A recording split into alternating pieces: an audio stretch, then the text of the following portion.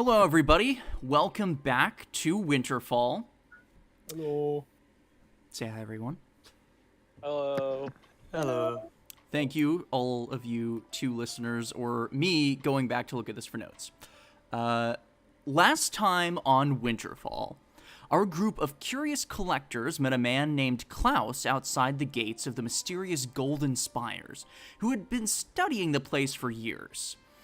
With Klaus's help, they managed to make it inside the huge steel walls through a water-filled maintenance tunnel, using Kaz's strength and Emil's crafted helm of water breathing. After Kaz let them all inside, they began to explore the place, solving puzzles, discovering some dark secrets, and eventually making their way to the top of the Golden Spire. There, they found a grisly scene with a pair of wild hunters in guard uniform defending the doors to an artifact at the top from a harpy. They were all petrified in a black stone of some sort, along with a lot of civilians.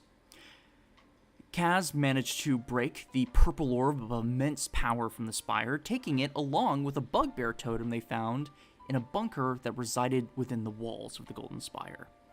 Now, after letting the folk who once used this place as a way to hide from society, they turned it into something new, and our group wakes up after a night of celebration, with Droden still hearing the echoing words of Pelor, the god of light and justice. Justice. Today's date, for those of you that are paying attention, are Marpril 25th, top day. And Droden, as you wake up, at this point, it's becoming less and less weird, but definitely still shocking in the morning, at the very least. Your eyes glow that very yellow amber color as they do, and you see another path before you. As your friends are waking up and sort of gathering their things, it is as bright as the sun. Could I tell which way it's facing? Certainly, yeah. It looks to go somewhere east. East.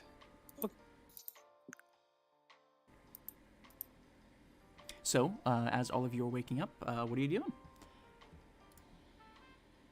With a flash of genius. Start working. Because new things.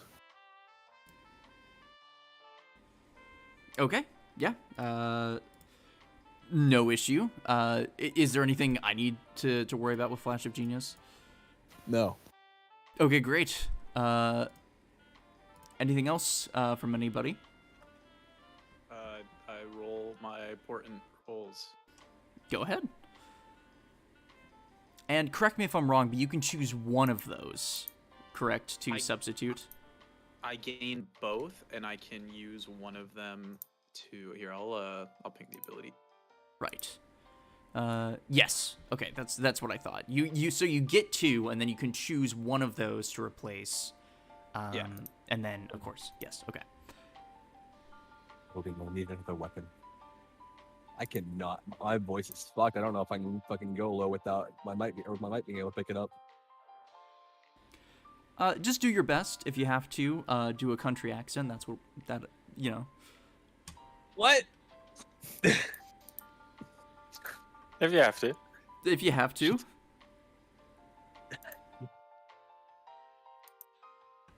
Jordan, I need a glaive. A glaive?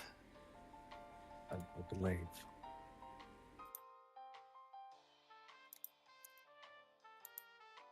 Like, just right now? Whenever you can make it. I don't know how fast you work, but you're a smith, correct? Yeah. Well. Should. I mean, I could make it now, but it takes me about an hour. So if we want to, spend a day traveling and then I can do it when we stop. I mean, are we going to be moving within the next hour? Well, I mean, that's totally up to you guys. right now, it's early in the morning, probably around 8 a.m. The people around you are still waking up. Some of them going back to their houses and starting to move stuff into the newly cleared out city. Up to you. I mean, if we don't have anything to do like right now, I guess I could get my breakfast real quick and work on that. Give him a thumbs up. Okie doke. Jordan will grab whatever breakfast is available and then bat. Well, I would say there's probably some leftovers from last night, but nobody's hopping up and cooking breakfast necessarily. Yeah. Yeah, that's fine. I believe. Yes, you can make a object worth no more than 100 gold pieces. Right. Yes. So let me just look up how much a glaive costs, because that's how much No. money I lose.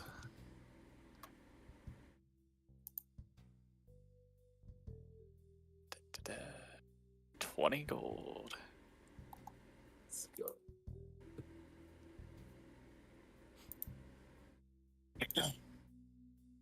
That's And- easy enough. Just for flavor, how do you go about creating this? You know, I wasn't really sure how to think about it since it's a channel divinity thing, Uh huh. but I guess I'll, take some of the suit I have from a couple days ago, Mm-hmm. sort of make like a little mound monument thing, shape it as best as I can into the head of a dragon, and then lay out the gold pieces and other materials on top of that mound of suit, and just sort of hammer it, and the gold sort of melts and slowly expands over the course of an hour into a glaive. All right, yeah. And as you're channeling this, you can feel the presence of Palor even closer than it already feels. And the rest of you do note that for this hour and for most of the morning, his eyes are glowing this sort of yellow amber color instead of the sort of dull amber that you're used to seeing. Azeret's gonna squint. Demon Smith. Jordan's so focused he doesn't even react to that. Just hammering. And are any of you doing anything during that hour? Yes, it's wonderful that you're asking, because we do need 1 hour to create Smith's tools using right tool for the job. Okay. Just roll that for posterity. I mean, I'm rolling it on my sheet, but Emma has it too, and she's the one doing it, so don't worry about it. Okay. Third level, you've learned how to produce. Yes, that's right.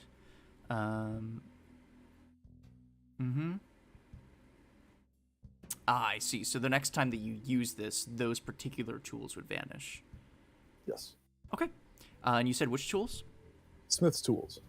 All right. Yeah. So do you have any fun description as to how you go about this?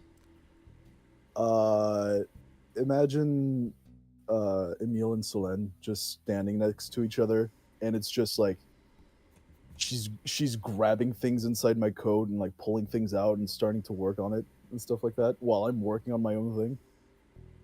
Sure. Yeah. So are you both using right tool for the job? No, it's just Selene because she needs Smith's tools to create something Yes. right now. Yes.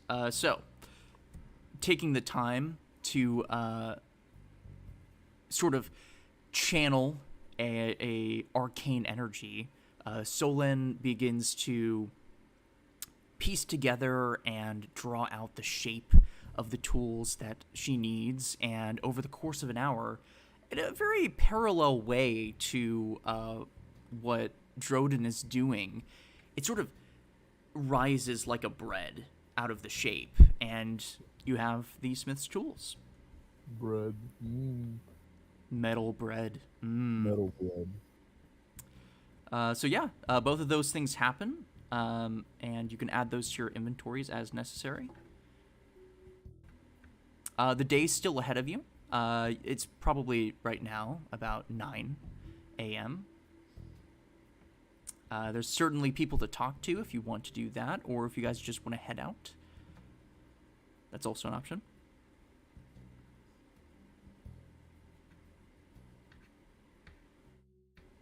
We were gonna head towards the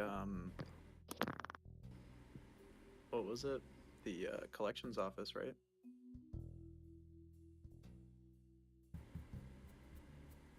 Uh,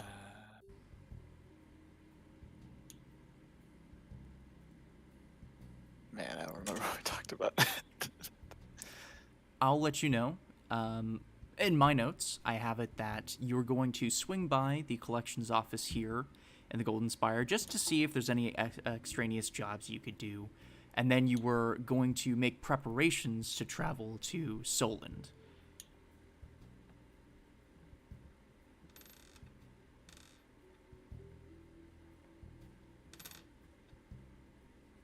I guess I'll start asking around to see if everyone wants to head out yet. Go ahead and ask in character.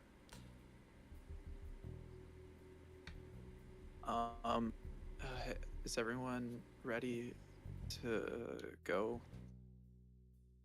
Yeah, just cause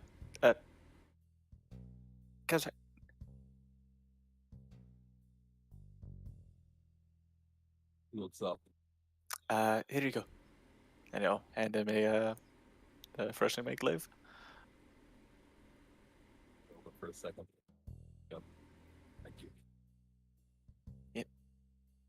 Okay, I'm ready. Emil, Celine, are you guys? Oui, good? on travaille un peu là. I'm sorry, we're working for a bit. Give us just a second. All right. Finishing touches, very important. Fucking construction site sounds. No, it's just it's not that big of a scale, but don't worry about it. What are you guys working on? Well, seeing as we've got ourselves in quite some pickles recently, we've decided to upgrade, find new ways to attack and protect. You know. Oh, Cornichon. Mais tu sais, quand tu dis you're in a pickle, ça veut dire on était dans le pétrin, beaucoup de pétrin. Oui, voilà. But yes, I'm working on a small a prototype for now. It's a prototype, but it would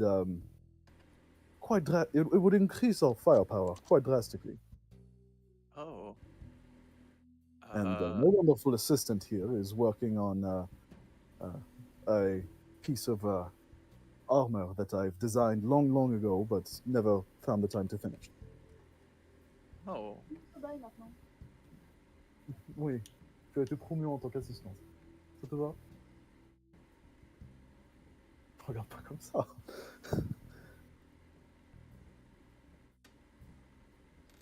Anyway, yes, worry not. We'll be done in just a second. All right. And then I guess I'll go and just kind of sit with Volus while we wait. As you sit and wait, Volus curls in your lap and slightly nips your thumb as you pet.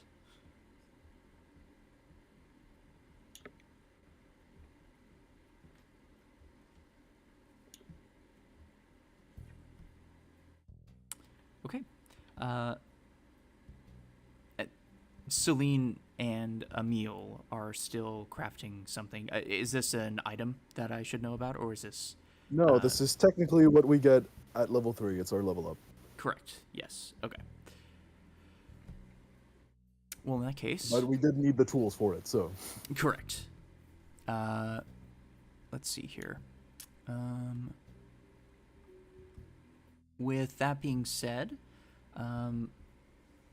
the early dawn light is still shifting.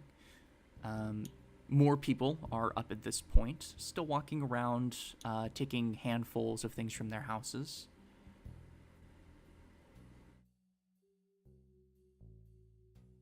Care. Yes. Could you give me another token, please? Sure. Yeah. Thank you. Beware if it's a little glitchy, then I'll have to mess around with it. I don't know why it likes to be weird, but I'm gonna do this and then click on this, and is this for you or for you and Celine? This is for me. Okay. Okay. You should be able to see it now. Yes, thank you. Absolutely.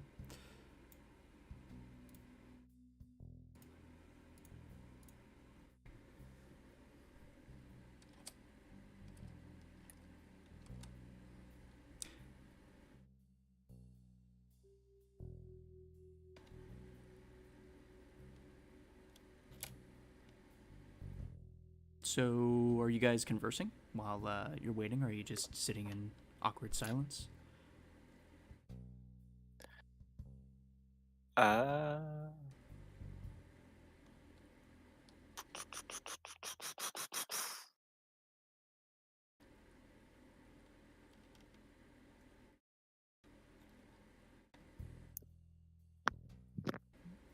was me trying to think of something, so I guess it's awkward silence. Okay, yeah. All of you sitting around waiting for the two artificers to complete their work. That's right. Admiring his new glaive.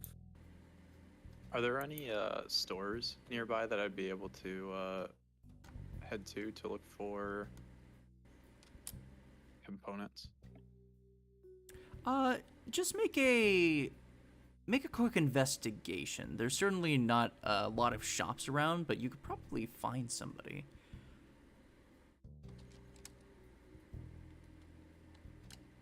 With Not great. With a 6, it definitely takes some time. Velus is helping. Okay, sure. You begin asking some questions. A couple of people are like, I don't know, man. A couple of other like, well, I think I've heard of this or that. Eventually, you find a fairly young woman, probably by your estimation, 19, 20.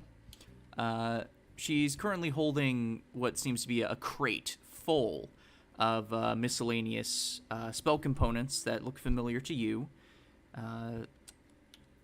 And I assume you approach? Yes. Okay, yeah, she's in the middle of carrying something, looks fairly hurried.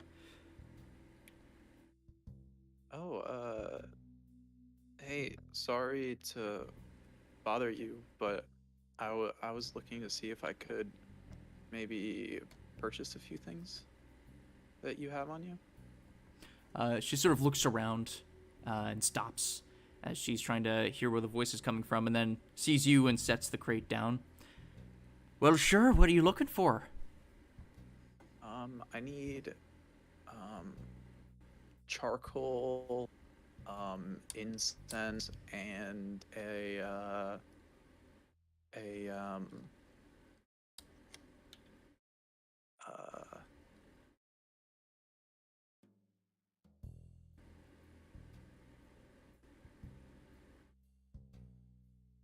and like a tarot deck. Well, I could probably get you everything but the deck. Give me a second. She begins to sort of rummage through this crate that's almost double the size of her. It's actually quite impressive, her carrying this thing. And she begins to sort of put stuff on the ground, put some other stuff on the opposite side of the box, sort of sifting through, and eventually she scraps up enough of what you need. She'll offer it to you for 2 silver pieces. 2 silver? Okay. The charcoal specifically needs to be 10 gold pieces worth. would she have that on her? Looking through. I'm just gonna really quickly.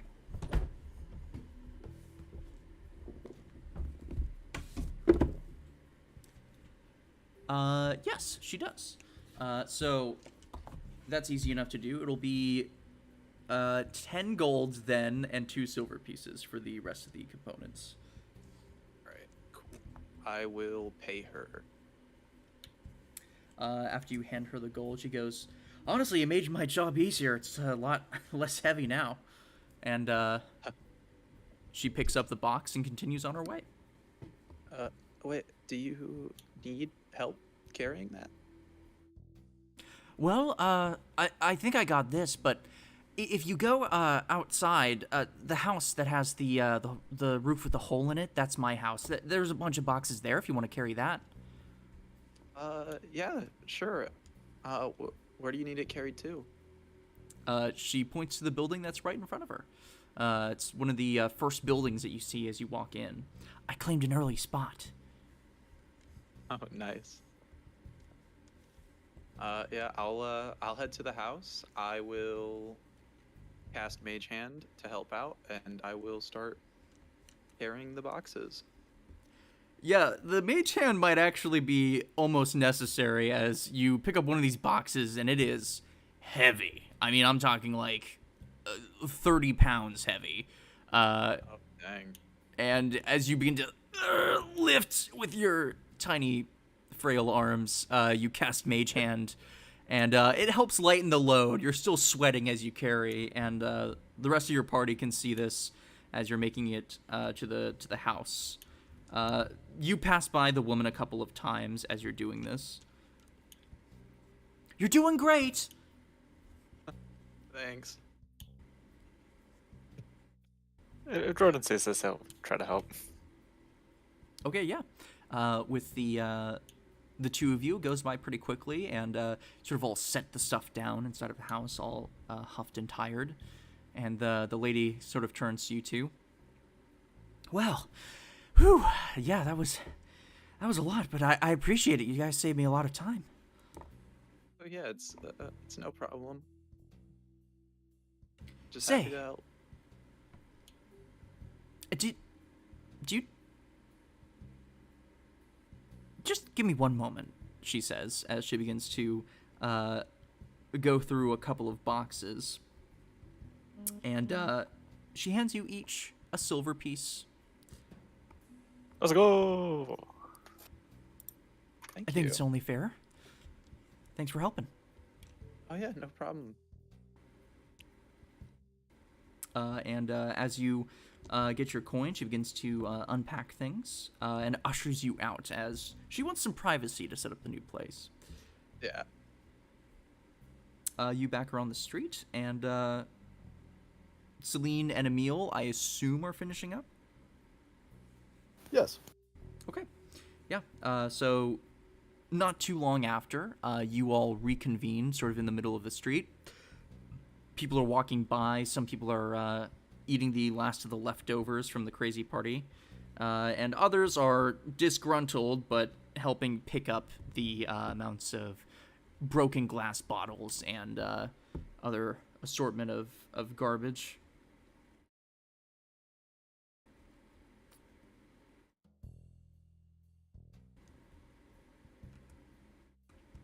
Alright, so where did we say we were heading again? Commissions?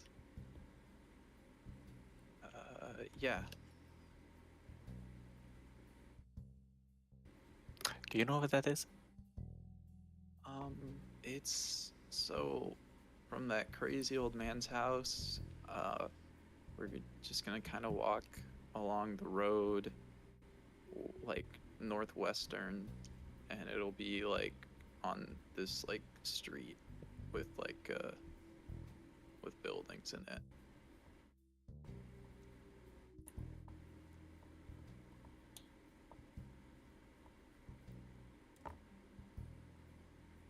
The rest of you, are you fine with this? Are you following?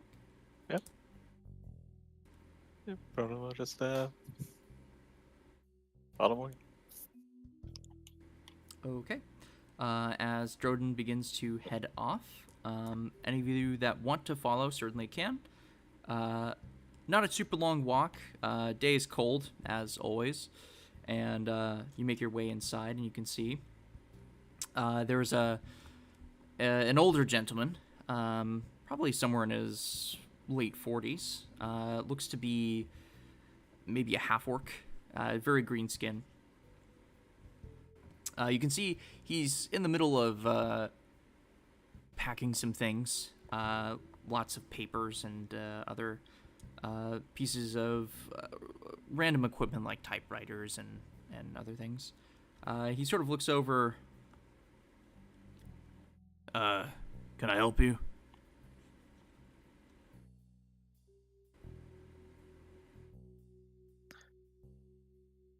Jordan will look to Morgan. Do you have any contracts available? What? You just cleared out this place and you want more work? Yeah. Keeps the mind, in shape. Yeah. All right. Hold on. Let me look through this. Right. Yeah. Well, there's a shit ton of jobs, if you want to do it. Now that we're trying to make this thing to a city, there's a lot of steps that we have to take. First of which is making sure the road is clear to here. Most of it has been covered by snow. So just scouting out the track and reporting any suspicious activity. Setting up power lines and phone lines. That's a pretty big one. And there was bear spotting probably a mile out from here. And we feel like these walls are tough, but, we don't want bears eating people on the way in. So if you want to take care of that, that's also an option. So, guys, what do you think? We could probably take the scouting job and take care of the bears at the same time. I agree. Well, I do need to try this one out, so yes, some field test could be in order.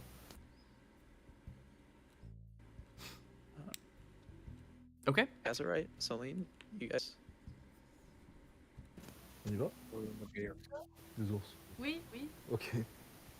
Yes. If you're all in agreement, the first contract, the scouting mission, is only about 30 gold. The bear mission is worth 20 gold each. Bear. I mean, I think we're doing both, but Yes, it's just bear. for posterity, yeah. It's going to be, I said... I didn't write down the scouting mission, and I just said 20 gold each for the bear, 30 gold for the scouting mission. Yes? Is that what I said? Yes. Yeah. Pretty sure. Yes. I don't know why. I deleted it like I didn't need it anymore. All right, whatever. Yeah, so easy enough. You all sign some paperwork just as a, hey, we're the ones that did this kind of thing. He does ask before you do that. I don't know if anybody's told you this, but you guys don't need to keep grabbing pens. You could just put down a group name and that would work. Uh-huh.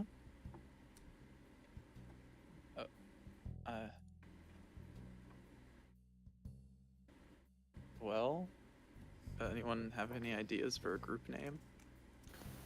I'm creative when it comes to making things, not coming up with things like that. The Wild Hunter Hunters. I feel like that would, give away a lot to the wild hunters. It's a bad connotation to this one.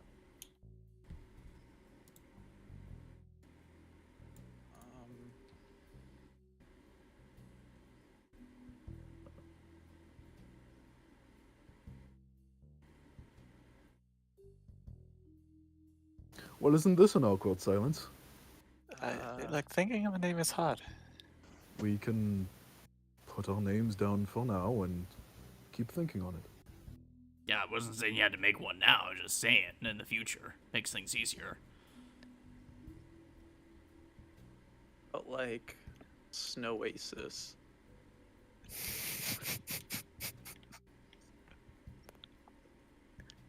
You can see the collections commissioner sort of lowers his eyelids at that.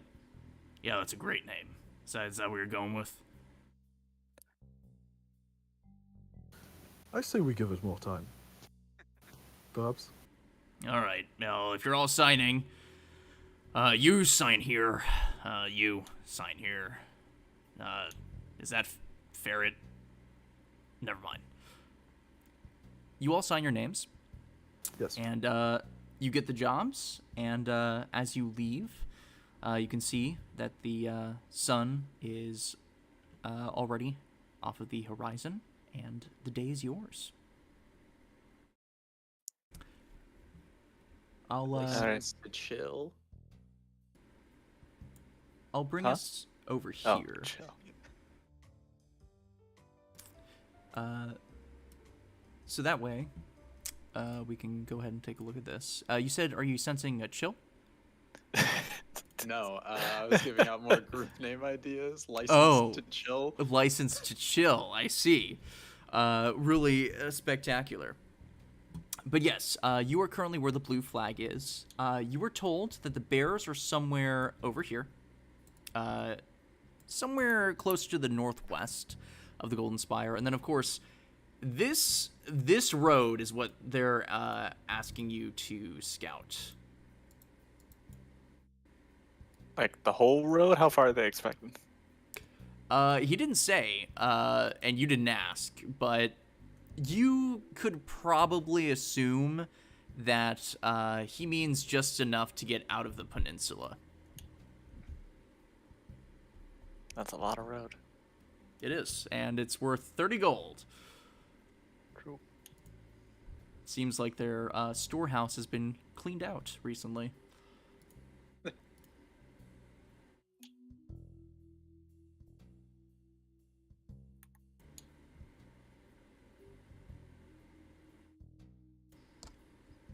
Alright, so bear first, probably?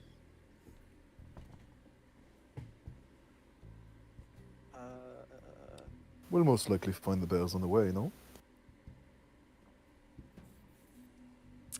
Well, not necessarily. The bears definitely go off the path by about half a day.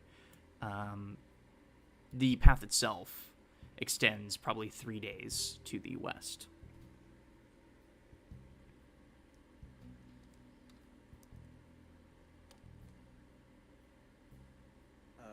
Just a real quick supply check.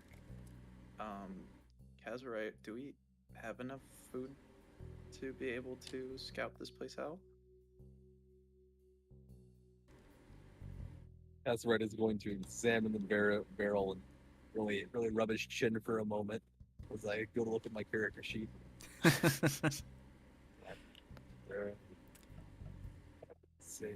You discover there's no 4 M&Ms days. in this trail mix. 4 days remaining. 4 days remaining. Okay, then we should probably pick up more food.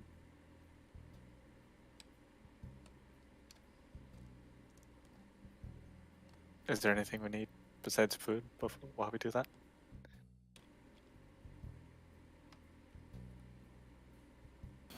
We do need some tents.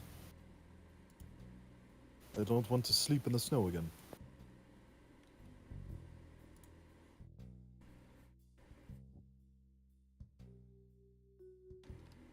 Food and tents. As he says tense, you all begin rubbing the back of your neck like, yeah, sleeping in the snow kind of sucks. You don't say, DM. Hey man, it's a mutual feeling. As the DM, I have to sleep in the snow all the time. Because I'm the cameraman.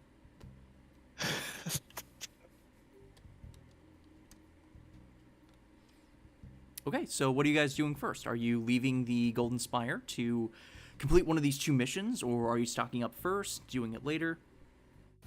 Stock up first. I don't want to sleep in the snow. Yeah. Okay. Maybe also look into real estate, see if we can't get one of these houses. That's Oh. also an option. If we're doing the first thing, which is stocking up, I have posted a handy dandy magazine Yes. ad for those of you that have seen it that has prices for a lot of Yeah. things. For stream, I'm going to try to pull that up now. I really don't know how to pull up images, and it confuses me every time. Okay, my library. I'm going to put this on the map, and then can I, like, press R? Is that how you do it? Hello? XR? I have no idea, guys. I'm so lost. You know what I'll do?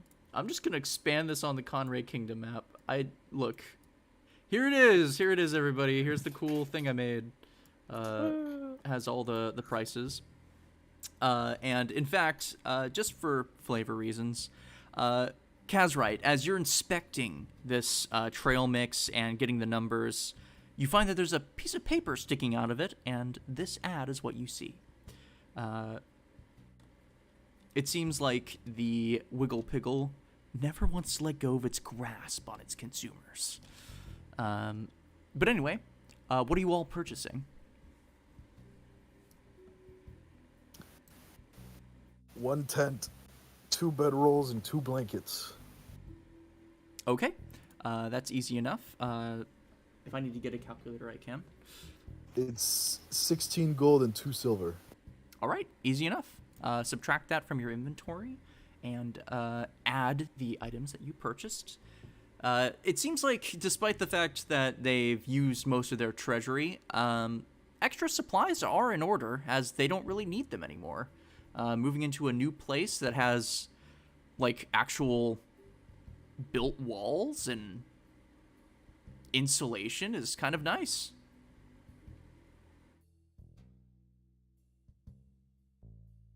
Is anybody else purchasing anything? Let's see.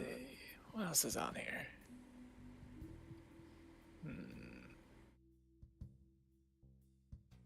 Jordan, you want to go halfsies on a tent? We could split. Oh, actually, I think I own a tent. Oh.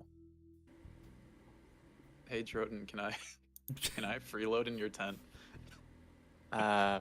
Sure. Cool. I'm gonna buy a bedroll.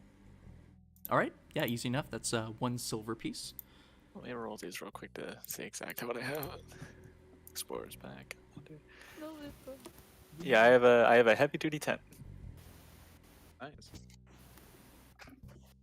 and a bedroll. Strangely enough, those 2 things came in 2 separate packages. Oh. Indeed. Okay. How much for cigarettes? Cigarettes, probably.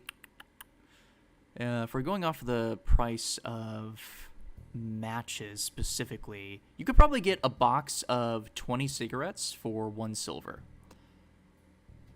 Perfect. What? Jordan will Look, see if he can, it's a get a- priority. It's how you stay cool in these times. Yeah. Jordan will see if he can Honestly, get a cool. heavy duty flashlight as well. Freezing outside. Absolutely, yeah. I will say, battery not included. Battery is 1 gold. And 2 batteries. Okay, so 7 gold pieces altogether. And the heavy-duty flashlight is different from a lantern or a light spell in that it doesn't require magic. It's run by electricity, but it only changes darkness into dim light for 15 feet in a cone in front of you, so wherever you're looking. 15-foot cone of dim light.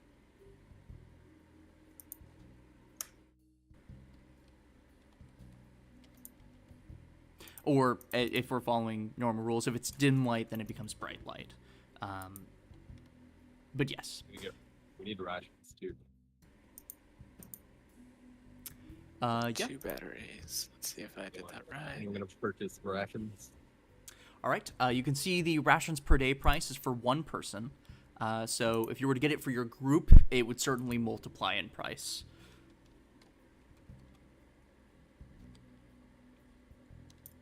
Rations. Although certainly you could definitely ask your party members to help split the price. I don't think you have to purchase it by yourself. It's mine. Why is my underwear defense lower? What?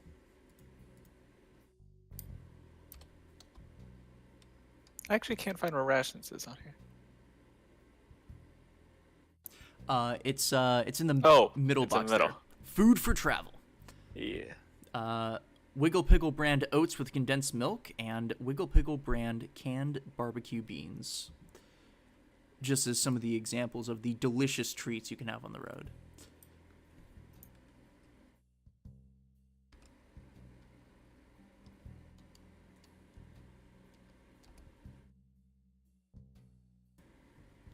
Jordan will also buy 4 days of rations for himself. Okay. Yeah, that'll be 20 silver or 2 gold. Alex, I gave you all my money.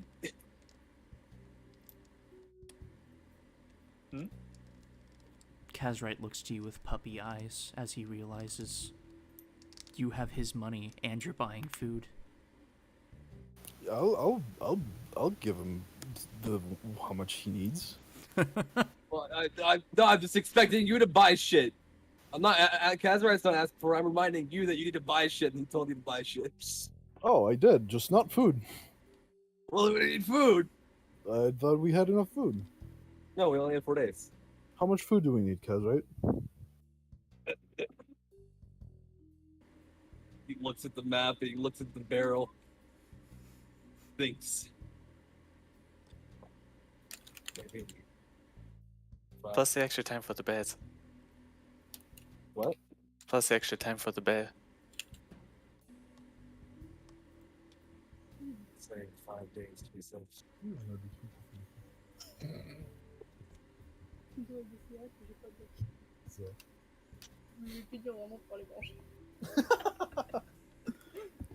I'm sorry, what was that?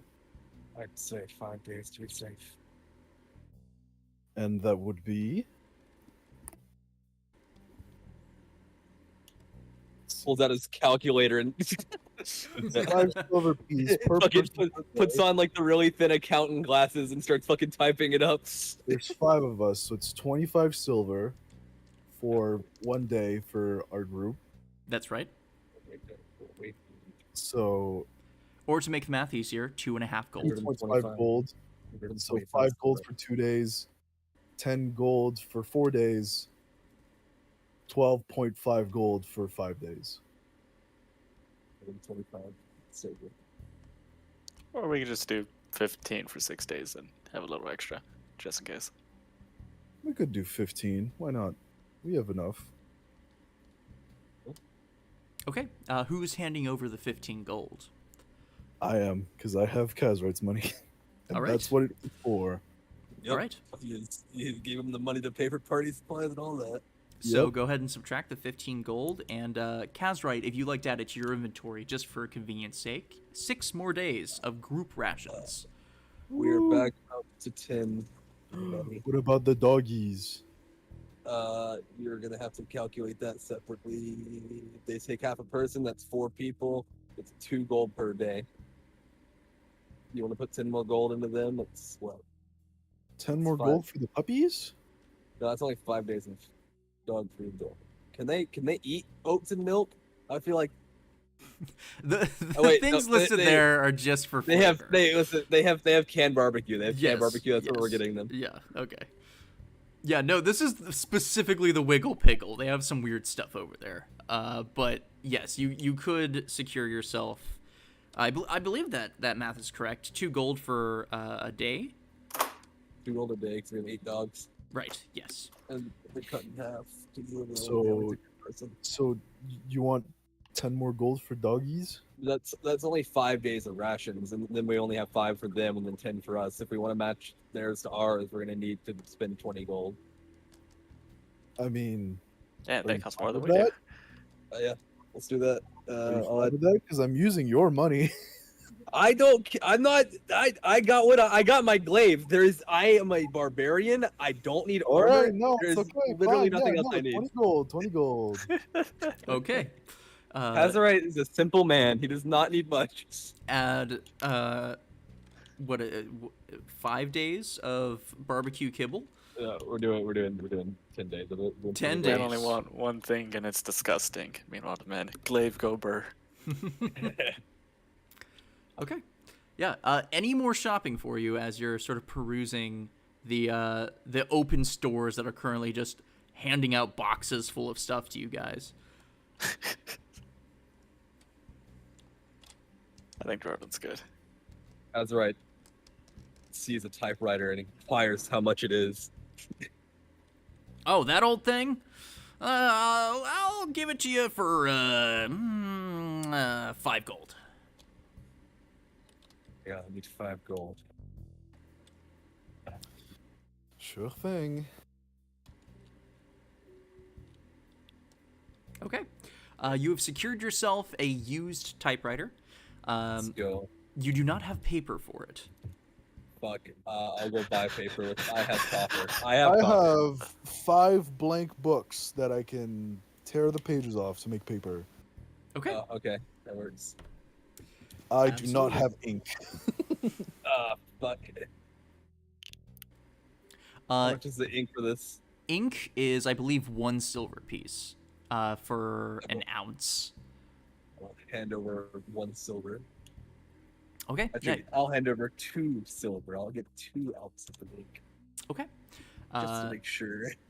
Yeah, easy enough to do. You now have some installable ink cartridges along with a supposed supply of paper and what looks to be a pretty beat up looking brass and iron typewriter. It's definitely seen some wear. Some of the letters are fading off, but it seems to be a common typewriter. Meaning that if you guys want to make a message, you can type it out instead of using your handwriting to make it more anonymous or to look more proper.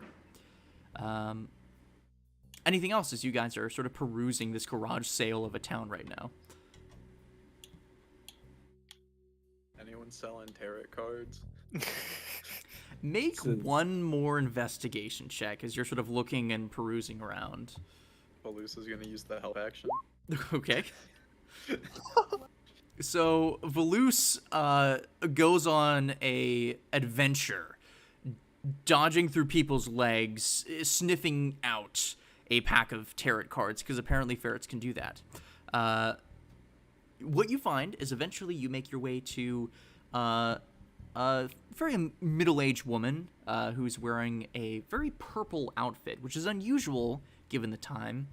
Very purple fur scarf. And as you approach, she sort of looks up. Can I help you? Yeah, I was looking to purchase a pack of tarot cards. Oh, tarot cards. Are you one with the mystic arts? You could you could say that, yeah. Well, you should know. All tarot cards are different from one another, inscribed by different people. I have 2, one of the sun and one of the moon. Which do you choose? I'll take the moon. Yes, a classic. That'll be 5 copper.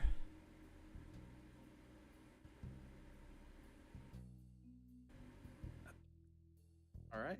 That seems kind of low. Oh, it's not what you're paying for, that's the price.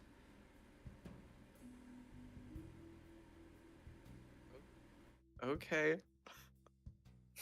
Lady, are you selling me cursed cards? Curse? No. They wield a strange sort of power. Sometimes they give you what you don't want to see.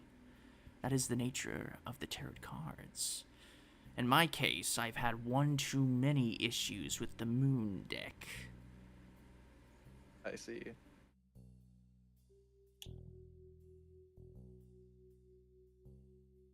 Uh, by issues, like, what happened?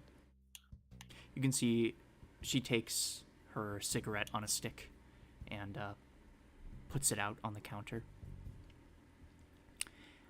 Well, my husband was a crafty fellow, worked in carpentry, and I decided for our honeymoon to take a look at our future.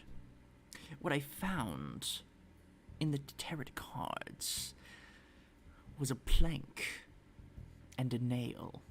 Of course, I thought that it was innocent at the time. What a coincidence, my husband a carpenter, the tarot cards telling me carpentry.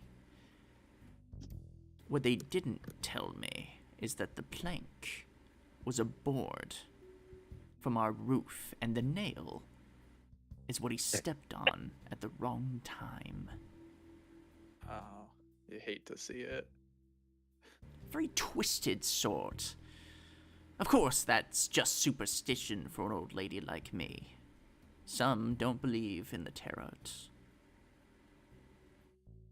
Yeah, it's you know, strange things, workings in the world. You can never be too certain. Now that she's getting a closer look at you, her eyes sort of wander. Your eye looks particular. Huh? My eye? Yeah, it's fucked up. Like, there's an eye patch on it.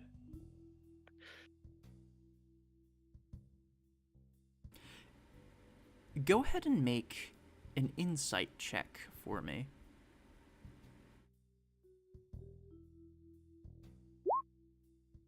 Okay, so as you're having this conversation with her, you can see that every time that she begins a new sentence, she puts her hand underneath the desk, and now that she says this, she's casting some spells, probably to check you out.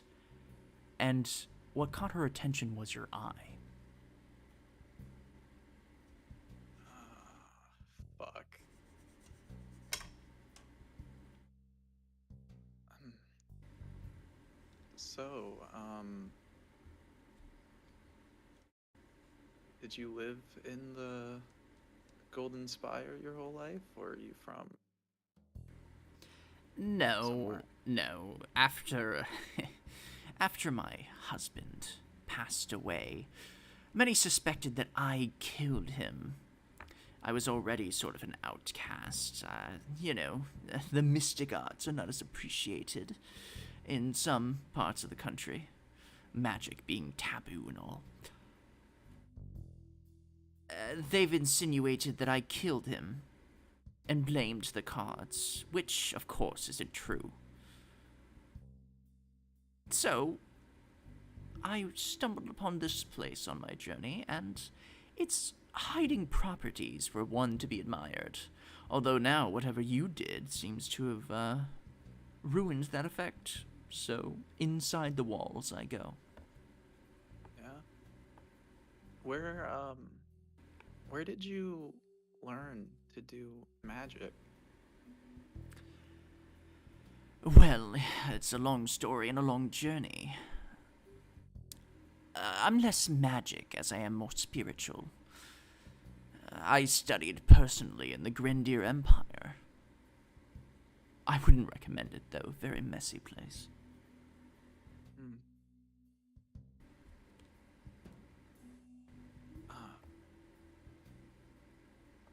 I'm gonna be honest. What spells were you casting on me? None that were on you, dear. I just happened to notice your arcane presence was that of high import. Whatever that is in your eye has strong divination. As a tarot card reader, I was just fascinated.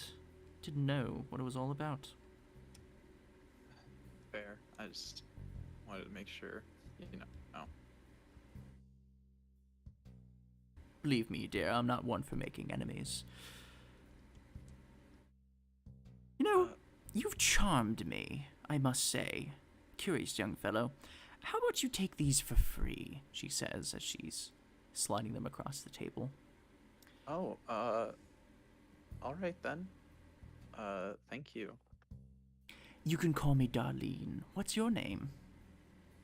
My name's, Morgan. Morgan. It was fascinating meeting you, and I'm sure at some point we may talk again. In the meantime, I do have things to set up.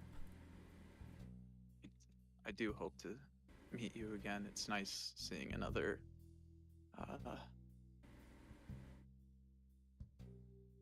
purveyor of the arts. Indeed. We have to stick together, you know.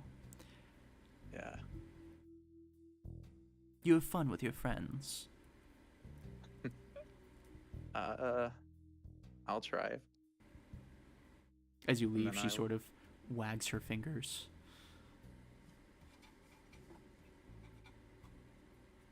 How does one spell Darlene for my notes? Darleen. Okay. Okay. As that concludes, you can see, as you reconvene with your friends, you are now in possession of a moon set of tarot cards. If you need specifics on those, I can tell you, but I'm pretty sure they're being used as a spell component. They are, yeah. Okay. Needless to say, throughout the moon set, there's a lot of dark-themed cards. Things like shadows, or the night, or ink. Things like that. Very, very dark-colored cards.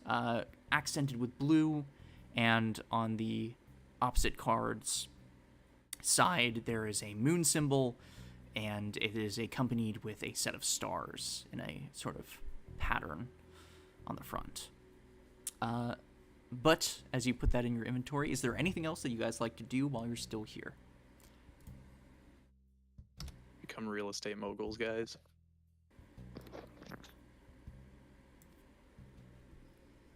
Are you proposing this in character?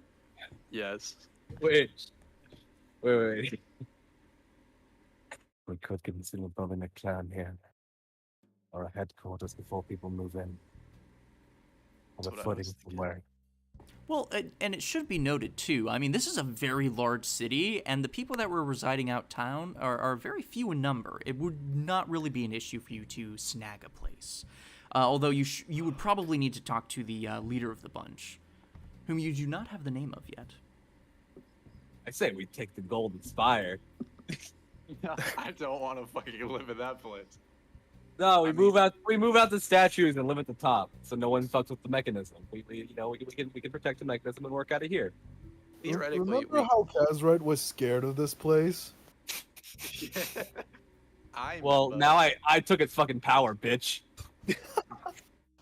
we could theoretically get like a house each.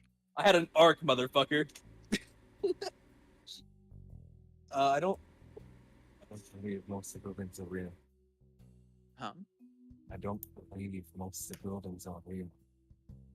Well, I mean, there ought to be some that are. I've been through a couple now at this point, and I mean, they seem well enough for us to set up like a little sort of base camp. See. And in a city that no one knows about, it could be pretty useful to have. You see the map of Golden Spire?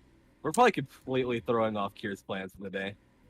Oh, no, this is wonderful. I like the amount of talking that's going on. Okay, good. I was hoping you didn't have something planned, or you were like trying to get us out of here, or Oh, like no. somewhere else in the Connery Kingdom. Okay. I like the time that you guys are taking, and I got to show off one of the characters that you guys would have skipped, so I'm very happy about that. So. I want the workshop. The whole workshop. I will let you know that your friend Klaus is currently operating out of the workshop and investigating the spire on his own. I'll take it from. He's slaying the spire. No! Video game reference.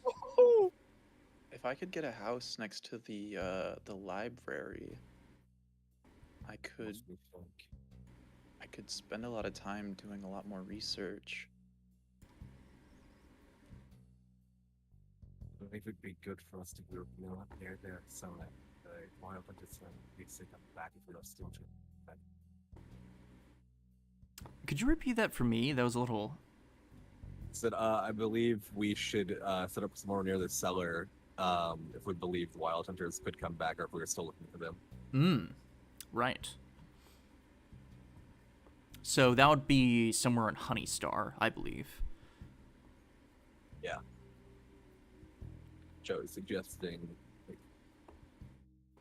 classes and workshops, so we only need Honeystar. We're setting up. I'm saying we're setting up a full guild area. We're staking our full claim for clearing this area out. Yeah. I say we find the I say we look for the mayor, quote unquote. Yeah, it was mentioned that he was the mayor, but he was not very mayorly.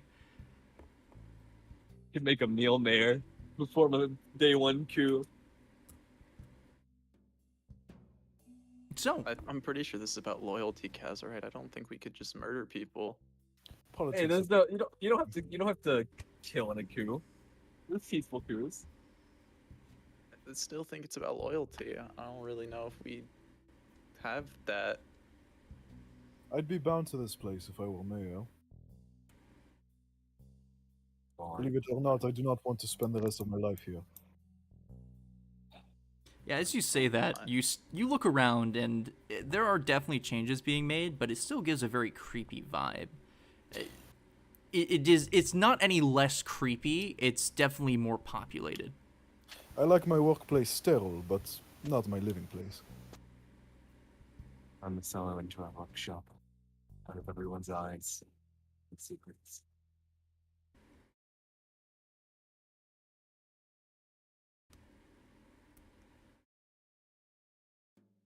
Well,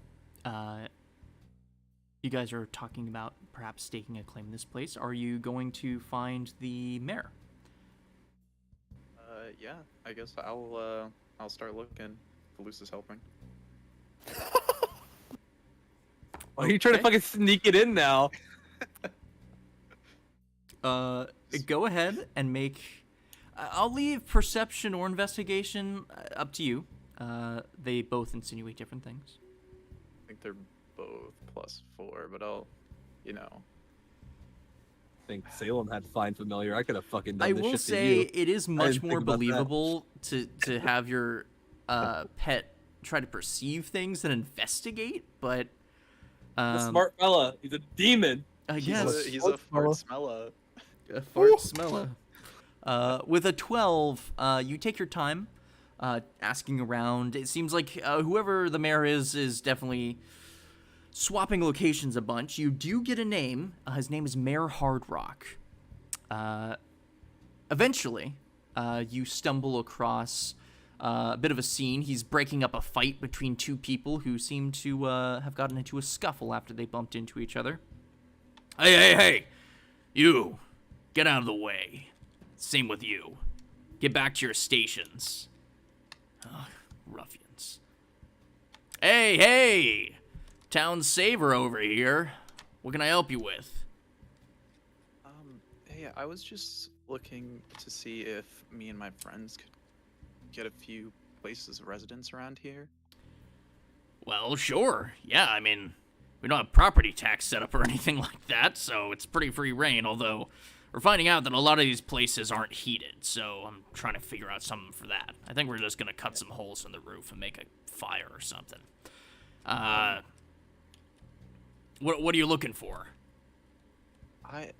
I was personally looking to see if I couldn't get maybe either the Grand Library, if I could live in there, or perhaps live somewhere near there and retain full access to it. Well, sure. I will say, I'm trying to keep people out of the attractions, because, well, I mean, from what your friend Klaus was saying, is you guys touched a couple things and it changed the whole place, so I don't want to mess with anything that could have that happen, but I could tell you, a lot of these buildings are fake, but there are some that are empty that we can make a door out of. Are your friends coming with you?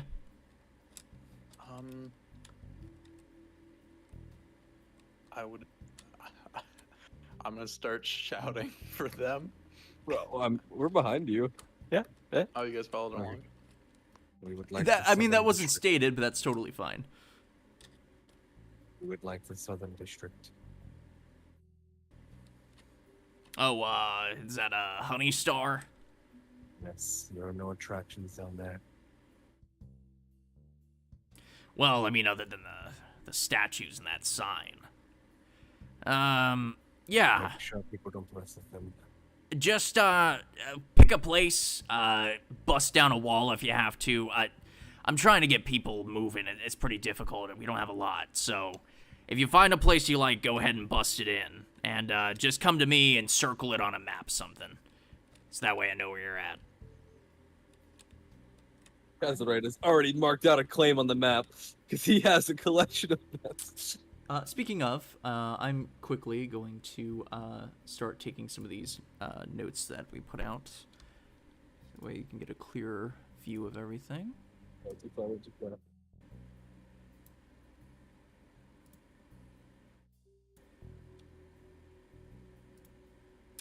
Okay, so are you deciding this as a group, or is Kaz marching ahead and picking a place? I'm I'm not gonna really go. into real estate. I'll let him do it. I'm gonna go get my own place He by put, the he put the library. glasses back on. Okay. Yeah, let's start with Morgan. Go ahead. If you're trying to find like a nice place, go with a perception, just to look around. But if you don't really care, then we'll just pick a smaller thing on the map and see how we go from there. Where is the cellar hatch? I would also be willing, if it's livable, to set up like living quarters in the actual library, but not 20. Hey, yeah. So with a nat 20, you notice quite a few things. And we'll get back to your question, Nano. I did hear you. So as you're looking around Cloud Crown, a lot of particular things strike you. The first one being that, much like a movie set, a lot of these buildings are really just flat pieces of metal with stands on the back, and that encompasses a large majority of it. However, next to the library, probably only about 60 or so feet, there is a small sort of hole-in-the-wall looking place, and as you try the doorknob, it actually opens. Unlike a lot of the fake doors that are put out on some of these buildings. On the inside, it's fairly empty, but as you begin to piece things together, it seems like this place was supposed to be an overflow for some of the books. Perhaps they had swapped things out so that way when new people came into the park, it was a little more exciting than seeing the same books every time in the library. It's fairly spacious, probably 50 feet by 50 feet, and it already has bookshelves on the walls, and it has a small metal table in the center with a chair. Not heated, but pretty cozy if given time. All right. Yeah, I'll make note of its location, and I'll be sure to ask Emil and Celine to fit it with some locks and keys whenever I bump into them again. And just for us, I'm going to go ahead and mark this. What color would you like your place to be? Purple. Okay. We're going to go ahead and go purple. We're going to go... freehand, and I'm just going to scribble it in.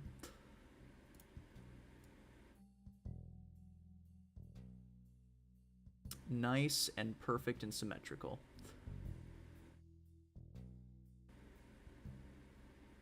Okay. This is your place. Like I said, already has books on the inside, a chair, and a table. That's good. All right. Here, wait. Let's see. Here, delete that. I could do a clean outline shape. I could do it with the pin shape. No, I'm sorry. What's that? I said if you delete that, I can do it with like the clean outline pin shape. Sure. Yeah, go ahead.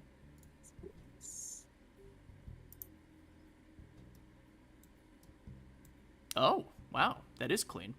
Okay. That being said, in Honeystar, if you guys are looking as a group, you will have advantage on this for one person, or if you want to roll individually, go ahead and make a perception check, just looking around.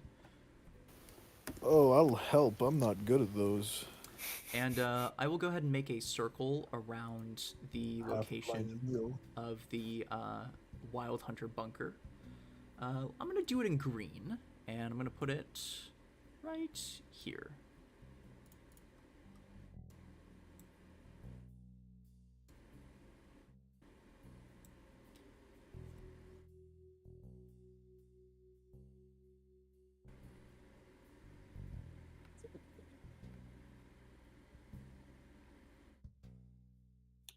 I'm just waiting for rolls. You said perception? Yes. Or wait. I think Gordon has the best, so we just do help on Gordon. Okay, yeah. So you'll have advantage on this. Okay. Looks like the gods wanted you to have a 15. Is anybody else making a perception check?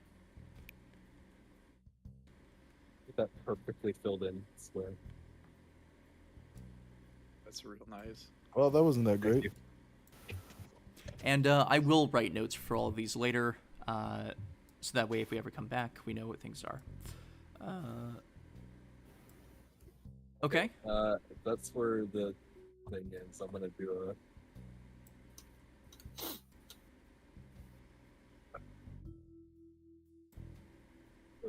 area to look at here. Okay. So if there aren't any more rolls, as a group, you start looking around, seeing what buildings are fake, what are fake but could maybe use some improvement, and maybe if there's one that isn't fake. Unfortunately, it seems like Honeystar really is built for show.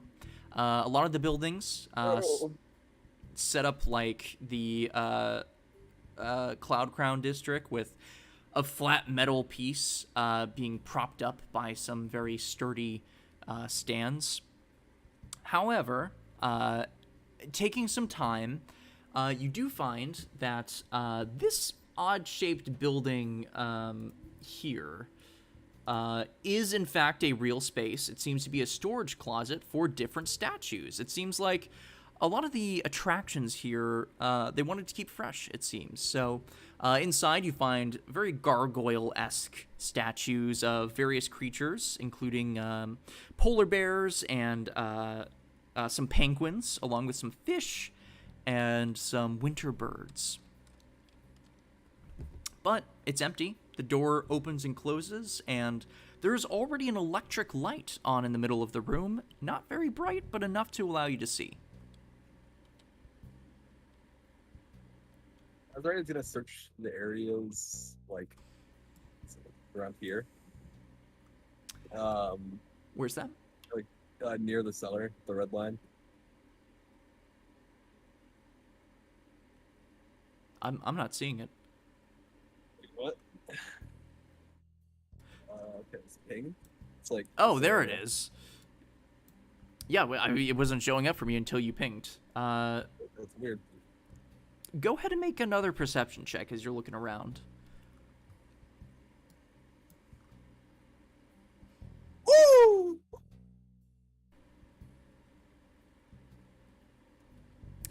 Morgan, did you mean to roll that?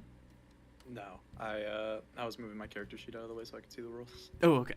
With an 18 perception, immediately you find that Babblebrook seems to be a lot of fake buildings, but more time had been taken in to make them seem more realistic. A lot of them have not been cleared out yet.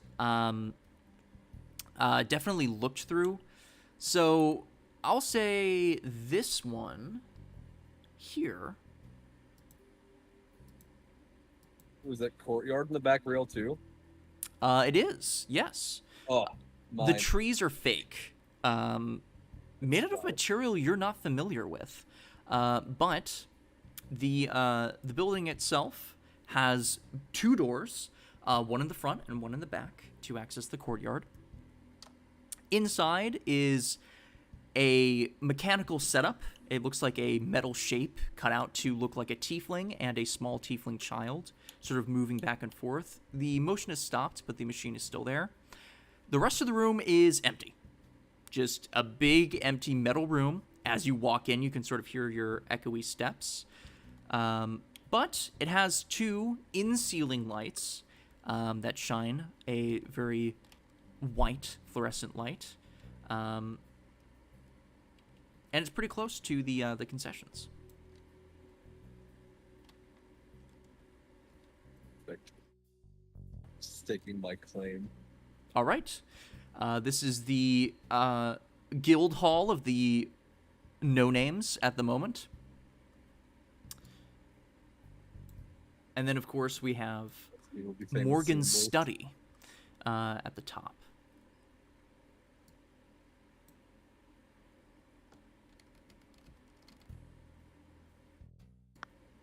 Okay. Anything else for you guys?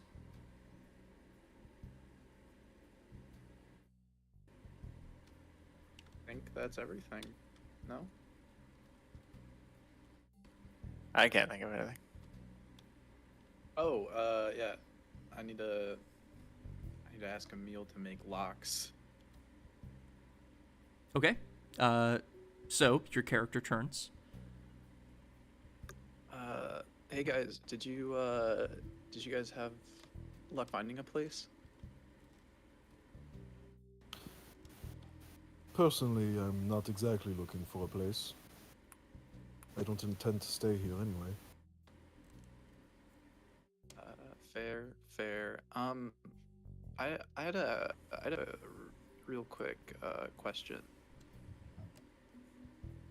Do you know how to make like a lock in like a set of keys?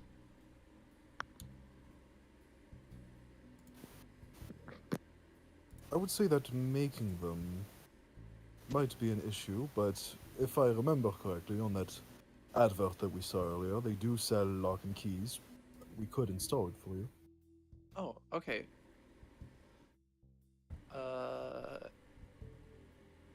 The advert does actually have a lock and key. Okay, yeah. Yeah, that could that would be great. I'm not really handy with that sort of thing. How many doors? DM. It is just the one at the front. It's a pretty solid wall room after that.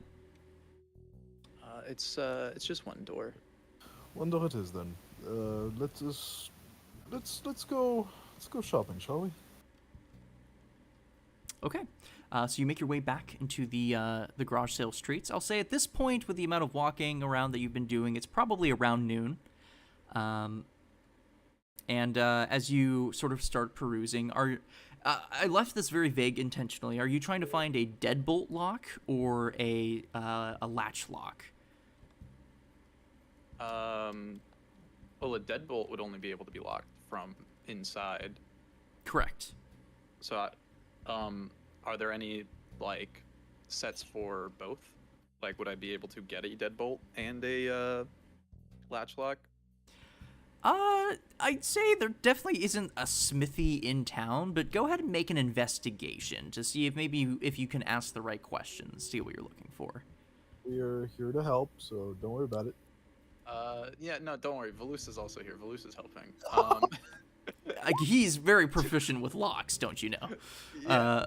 Yeah, with a 22, you begin to peruse the garage sale streets, and with the additional help from your two artificer friends, you do eventually find what would probably work for a double-sided locked door.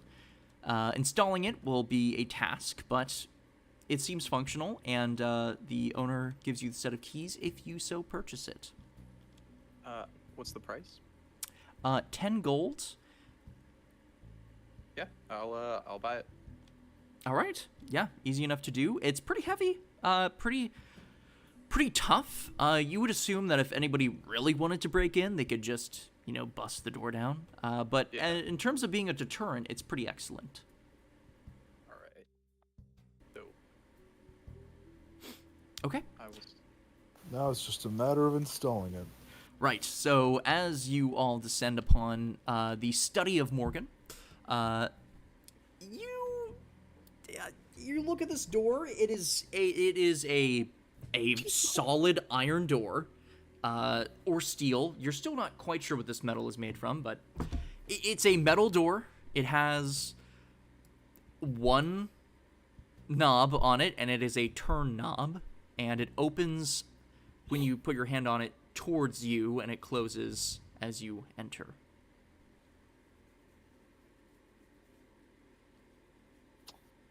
Okay.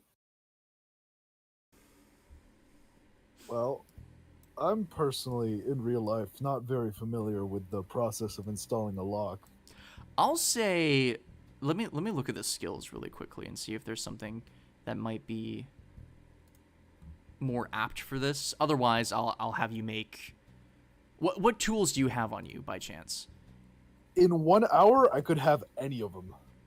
Okay, I will say having a set of tools to help you will make this much easier. I'm not seeing a specific skill that would help with this, so it would probably be something like a straight intelligence check, I'd imagine. Hold on, I'm looking up artisan's tools, see if anything can help. Okay. There is actually a list of artisans' tools on the advert. I'm already on the compendium, don't worry about it. Okay.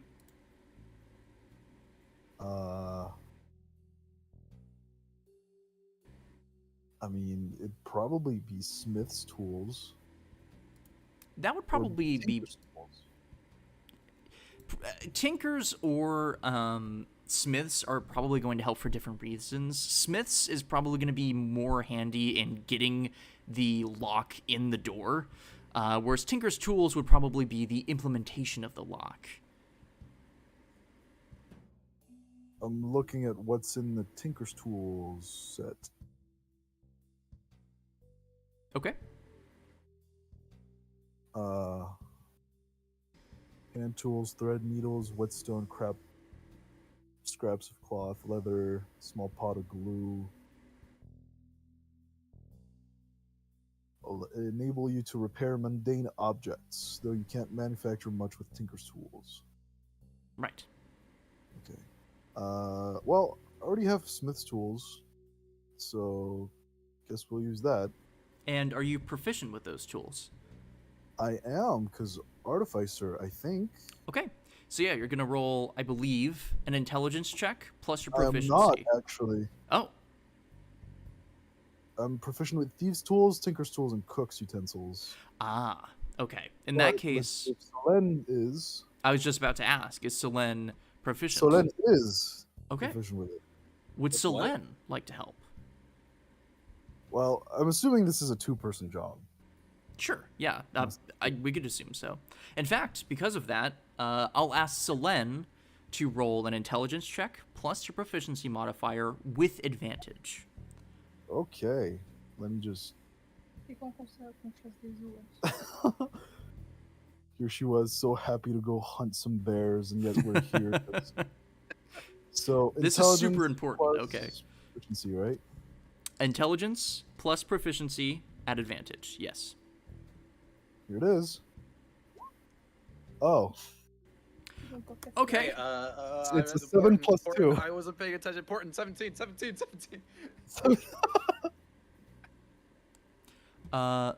Don't look at the wording of Portent. Don't look at the wording of Portent.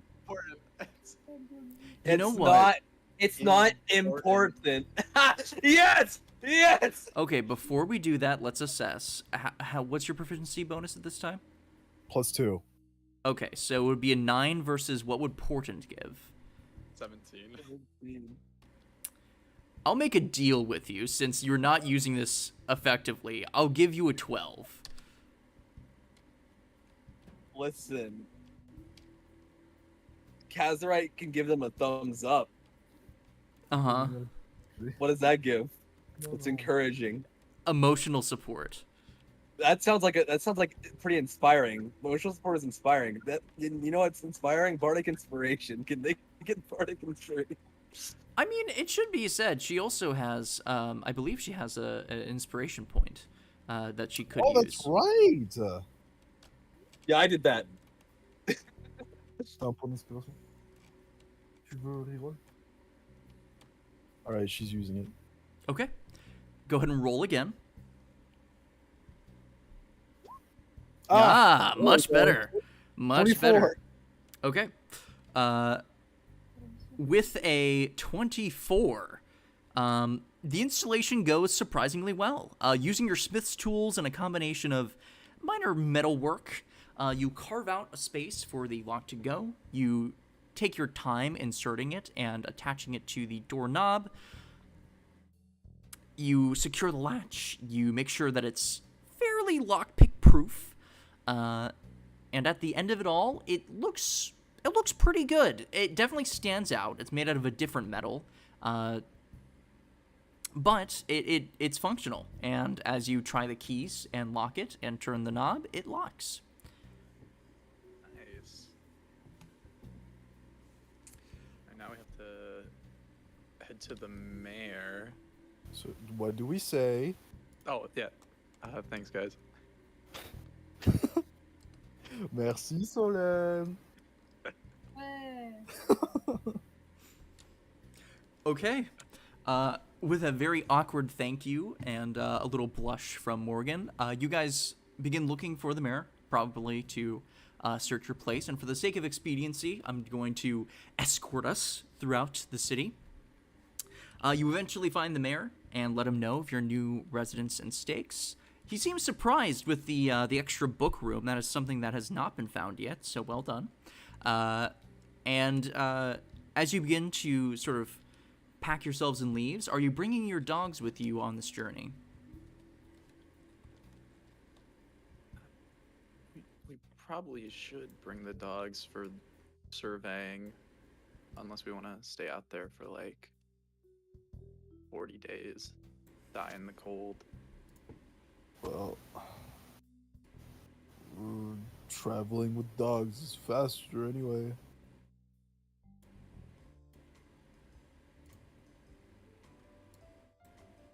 Okay. So, you settle up on your dogs, and where are you heading first? Let's go bear hunting. Bears. We're going on a bear hunt. And I know that it's a little early, but I think this is probably a good enough point. We are going to take a short 15-minute break, and we will be back very shortly. So far, you've staked your claim in this place, restocked on supplies, and had some pleasant conversation. We'll be back soon. Thanks, everybody. Yay.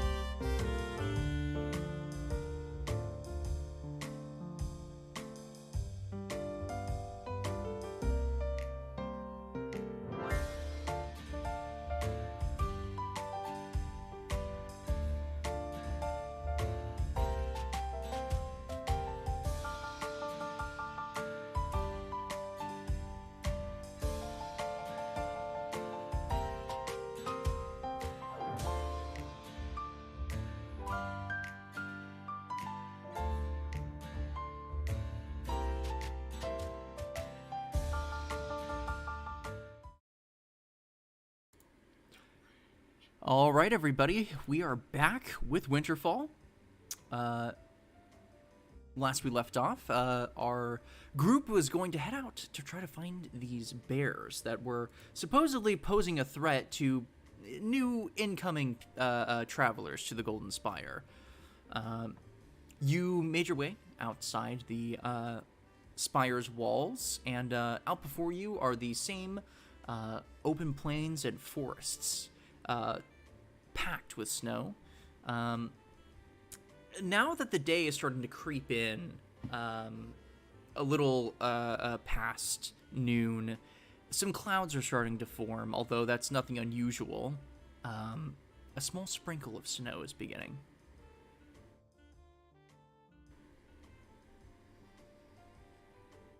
So, are you scouting out this road first, or are you looking for some bears? So let's look for some bears. Okay. I am going to move this over here. So we'll say it'll take about a half day's travel to look on the area that was mentioned. And I'm going to go ahead and bring us to the landing page. If you guys would order yourselves in marching order, who's taking the lead on this expedition?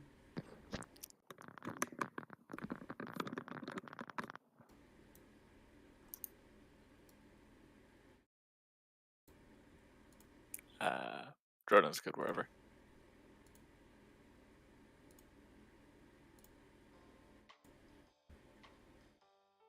I have a friend now to accompany me in the back lines. Oh, it doesn't have a token. Wait, what? I should have one.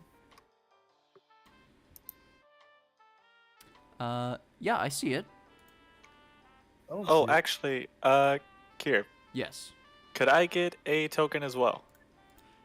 Sure. There's so many tokens. Okay, hold on. We'll address this in a moment. I think. You can't put your Eldritch Cannon down. It doesn't have the. I think I know why. Give me just one moment. I can't move it.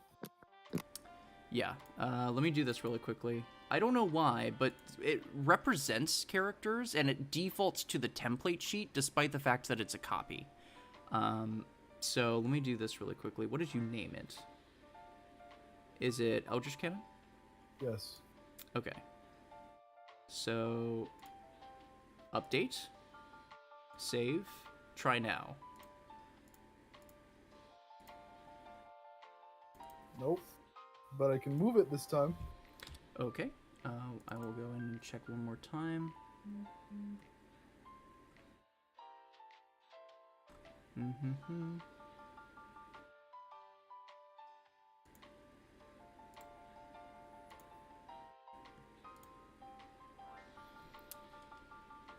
And I'm going to go into the Eldritch Cannon sheet and see if there's anything funky there.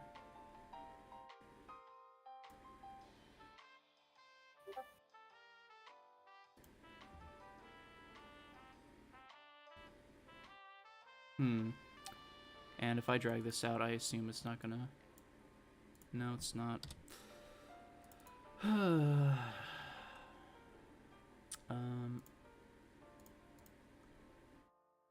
I don't know why it's being so funky. In the meantime, let me get the other sheet going, and I'll try to sort this out as you guys are traveling. Edit. Copy of template. And I'm giving this to Crow.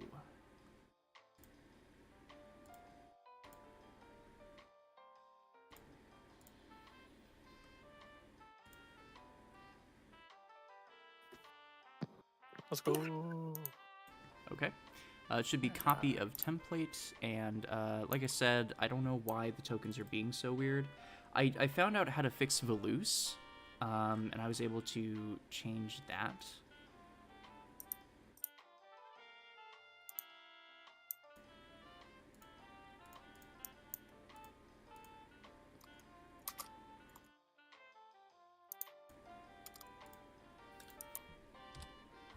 Okay, cool. I really don't know why it doesn't want to. Why it doesn't want to show. Maybe I'll ask for some help after session from a more experienced person in Roll20 as to why I'm having so many issues with this. For the meantime, that should suffice. Why does Jordan's have an image but not mine? I put an image. I did too. Yeah, no, his does have an image. Like I said, I really don't know. I can see the image. Did you put on avatar or token? Both. Mm. I'll reload. Wait. Well, you see, the problem is that you're not me.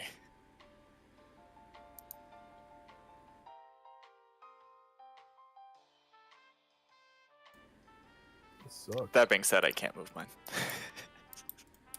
Yeah. Like I said, I'll try to do this. Is it spiritual weapon? Did you just put it so that it's in our journal, or so that it could be edited and controlled as well? I put it in both. Okay. Like I said, I don't understand why. I can change it so that the token settings represent the right sheet. But why it's not showing the image for the Eldritch Cannon, I don't know. I can move it. Yeah, I don't know why it's not working here. Everything else is in order. But like I said, out of session, I will consult a professional on Roll20 and see if I can't find out a reason why. That's fine. For the meantime, if you want to mark it as yours, you can always add a color, like a dot, just so that way it represents you.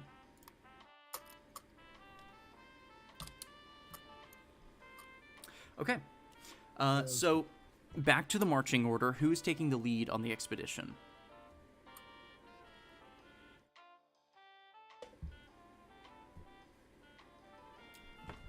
Any volunteers? I'm in the back, as always. Okay. Who has a good perception? Hello. Okay, so we could reasonably put Droden in the front. Kazrite, do you want to take second? Sure. Okay.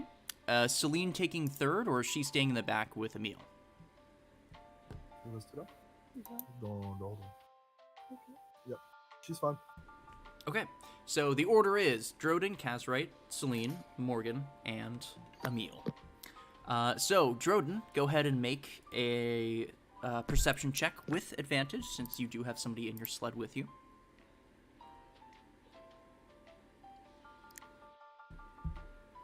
Okay. 23. Okay. As you begin your journey outward, let's do this one.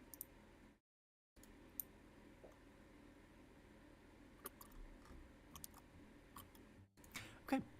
As you begin your journey out into the snowy wastes, you find that there is no danger that surrounds you.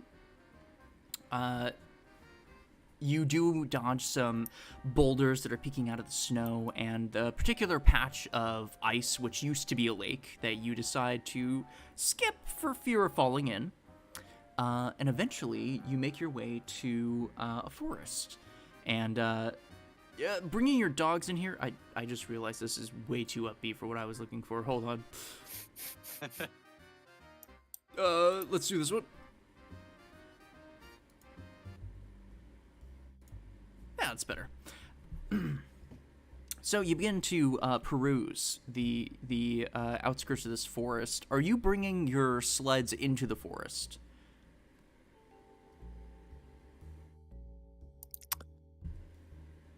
Ooh.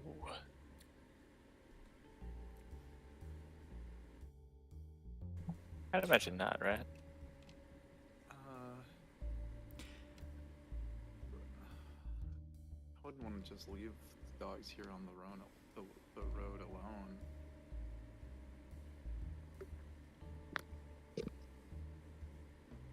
It's a tough decision to make. If you leave the dogs, you would be risking one of them perhaps being attacked by a wild animal or something of the sort. Although, trying to travel through these trees that only have about a 5-foot or 6-foot gap in between is pretty tricky with a whole set of dogs and a sled.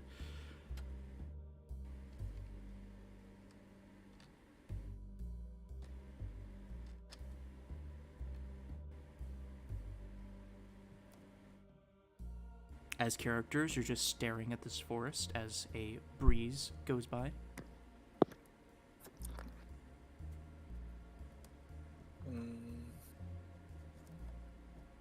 I mean, could we maybe, well, would it be better for them in the road or just like a little in the forest? And a point of note, you guys aren't near the road, you're about half a day's off the road.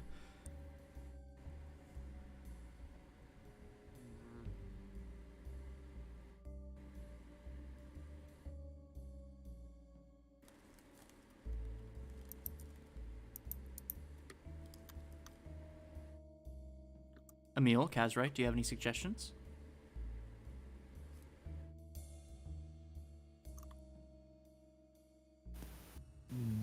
Not really. It's hard to decide.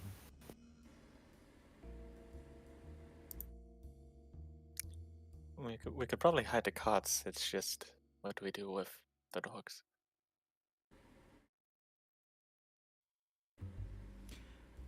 Have one stay while the other scout.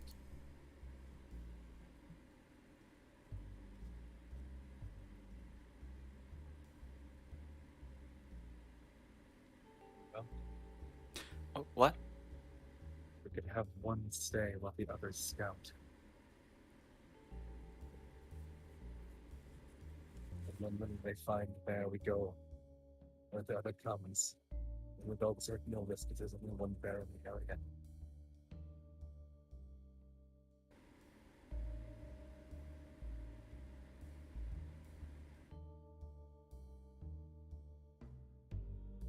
I mean, you guys also have other options as well. You could set up a trap. You could cast some spells, perhaps, to ward off some people. You could use a perception check to see if what potential dangers could come around. You definitely have options.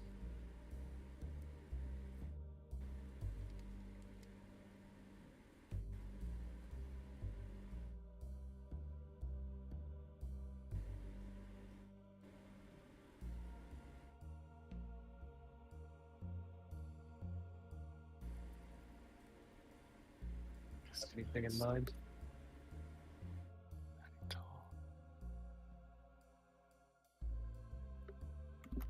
I mean, if you don't mind waiting a bit, I could see what would happen if we just let them stay here.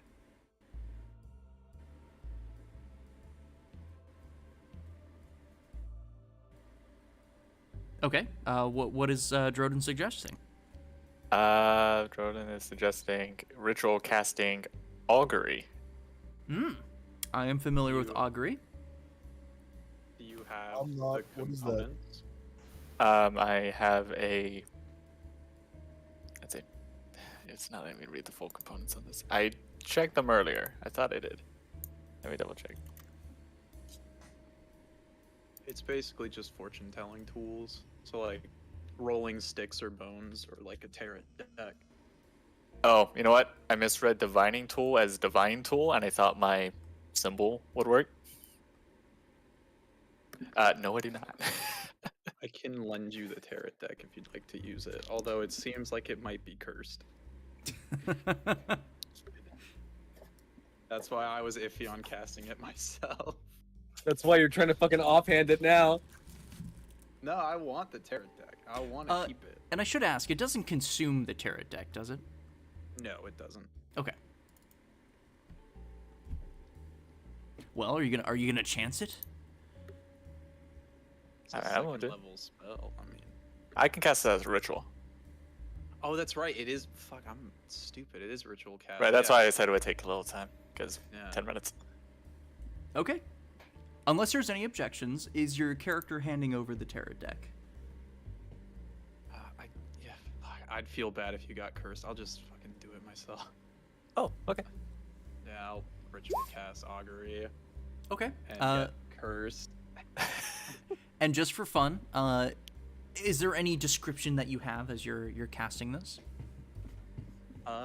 Just Morgan sits down, pulls out the tarot deck, starts shuffling the cards, kind of sits in like a silent state, and then asks the cards,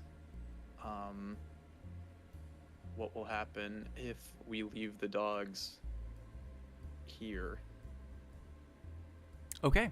Yeah, so you finish the ritual, and a very, very gentle sort of blue arcane energy causes the items that you've put out to shift in the snow ever so slightly, almost like they've vibrated for a moment. What you get is nothing. So for that, as a divination specialist, you would know that means that there aren't especially good or bad results that are going to happen from leaving the dogs here. Yeah, I guess we should be good to just leave the dogs here. Should be fine.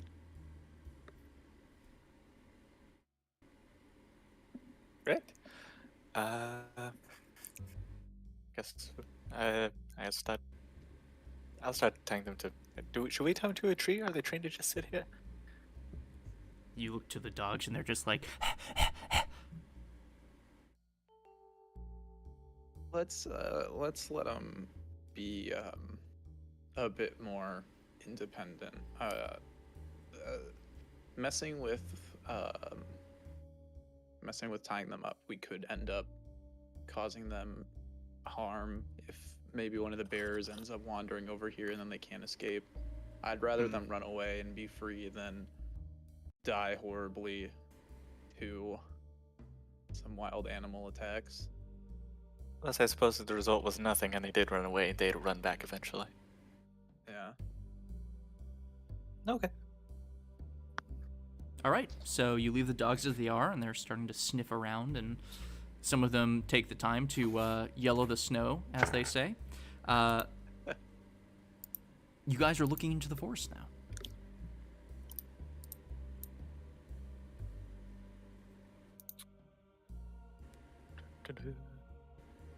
All right.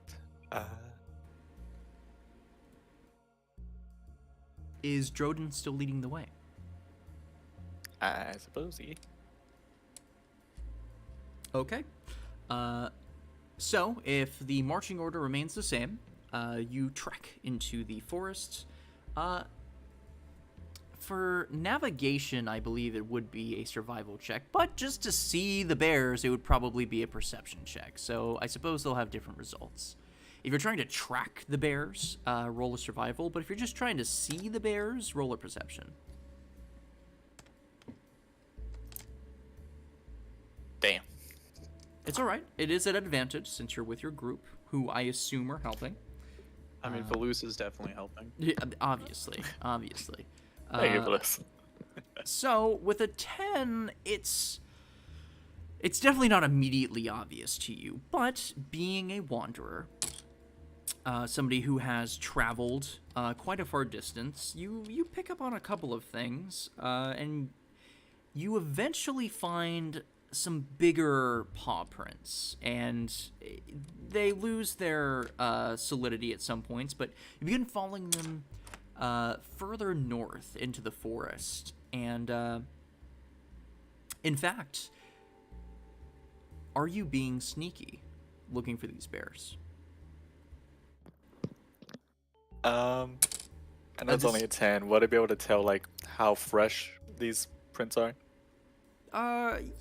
It's, with a 10, it's pretty difficult to tell. You would know it hasn't been super long since the snow started, so they could have been here for a couple of hours.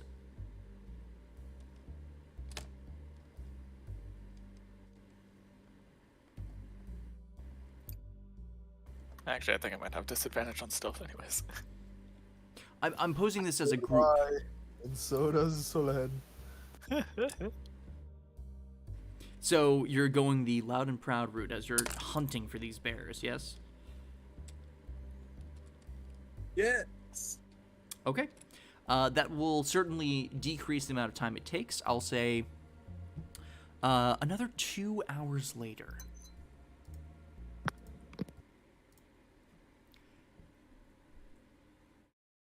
The sky is getting slightly darker now. It's probably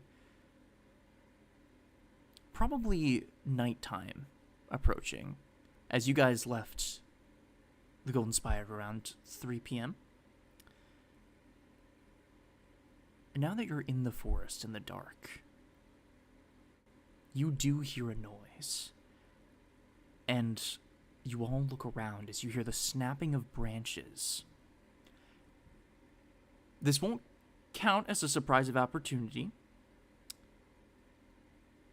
but I need you all to roll initiative as you see 2 polar bears growling and snarling at you from the trees. Bear. And I'm going to bring us to a general snow map.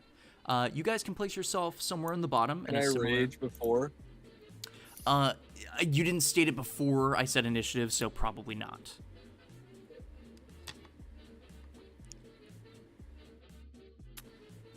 I've had my cannon out for a while. Have you been carrying it this entire time?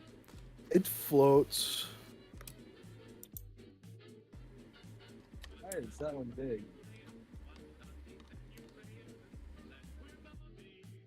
It's also it's like slightly big. It's not even like 4 tiles worth. Yeah, I didn't mess with this one. I messed with the aura, but I didn't mess with this. I mean, I can change the size, but that is peculiar. I'm gonna need this fellow, the blue one, to be a 2x2. Which one is it? Cannot control the loose. The blue fellow. To the right here. Sorry about the noise. Howdy. Thank you. And you said you need the big one here. Thank you. And Okay. I need this. I'm just doing this for the sake of both of our mental sanity. This is my reach. I'm gonna put this over here for now, though. Okay. And I don't have any bear tokens on hand, so these wolves would just have to do.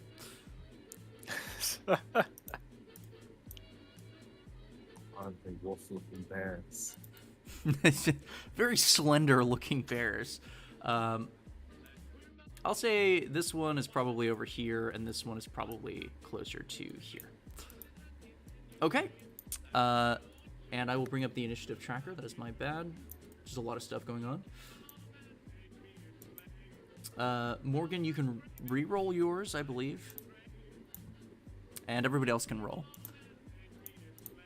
Oh, baby, a dirty 20. And Morgan, Oh, you can change yeah. yours to a 14 since that's what you rolled first. Hair trigger, yes. It's automatically added, yes?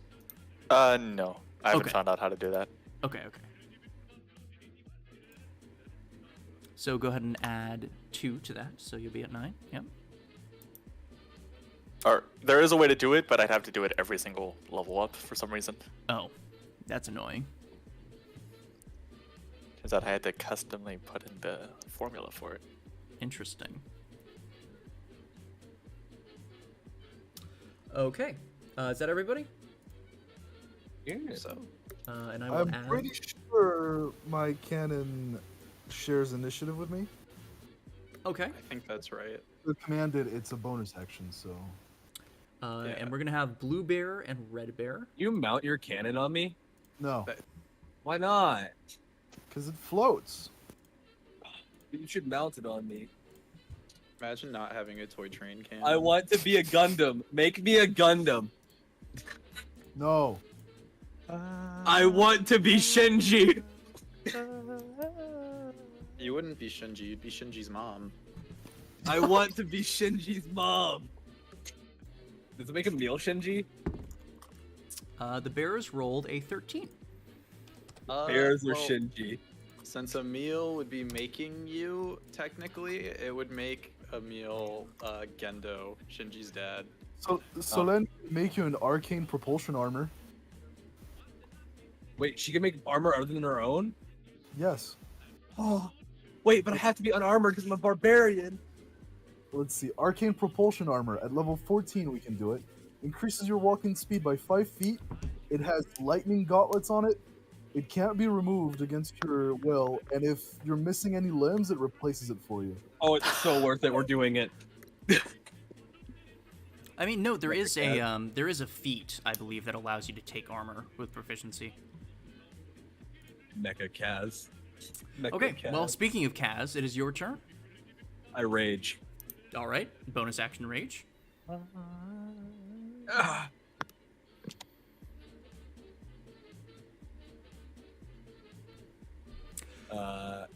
Then, so let me.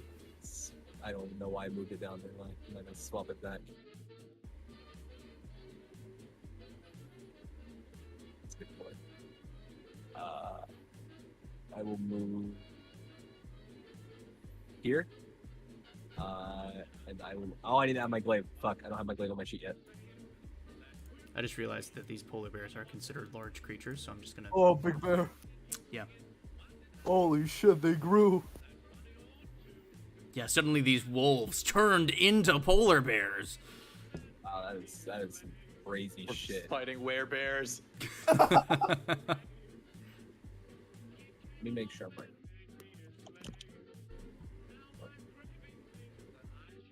Oh,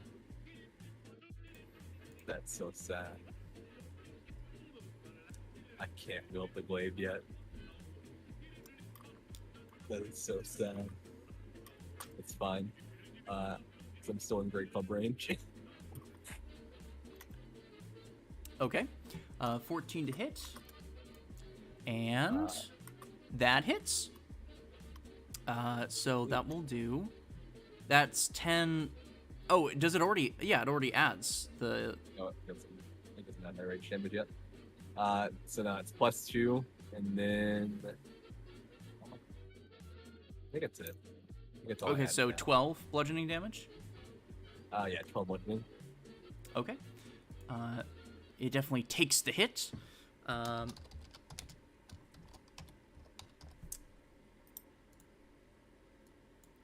All right. Anything else for you? That's all. All right. We're going to move on to Velus's turn. Velus is gonna be over here helping Celine. Okay. Using the help action on Celine. Not a huge deal. Okay, going forward, Emil. All right, it's time to have some fun, baby. I'm going to move right here, so I have a clear line of sight on bear on the left. Red Bear. Okay. Red bear. Freddy Red Bear. Red bear. My action to shoot it Okay. with my musket. Kablooey! Oh, I'm rolling a Solen, but that's still it. Well, I'll say that just hits. Attacker's advantage. So that'll do 10 piercing damage to Red As a Bear. bonus action, All right. my little cannon is going to move here because it has 15 feet of movement when I activate it, and it is a force ballista, so it shoots at Red Bear again. It is a melee or ranged spell attack. I don't think that hits. That does not hit. All right, that is my turn. All right, Morgan. Still have to tinker it a bit, apparently. It Oh, I doesn't see know how to two hit. Morgans. Hold on. There, I only see one Morgan now.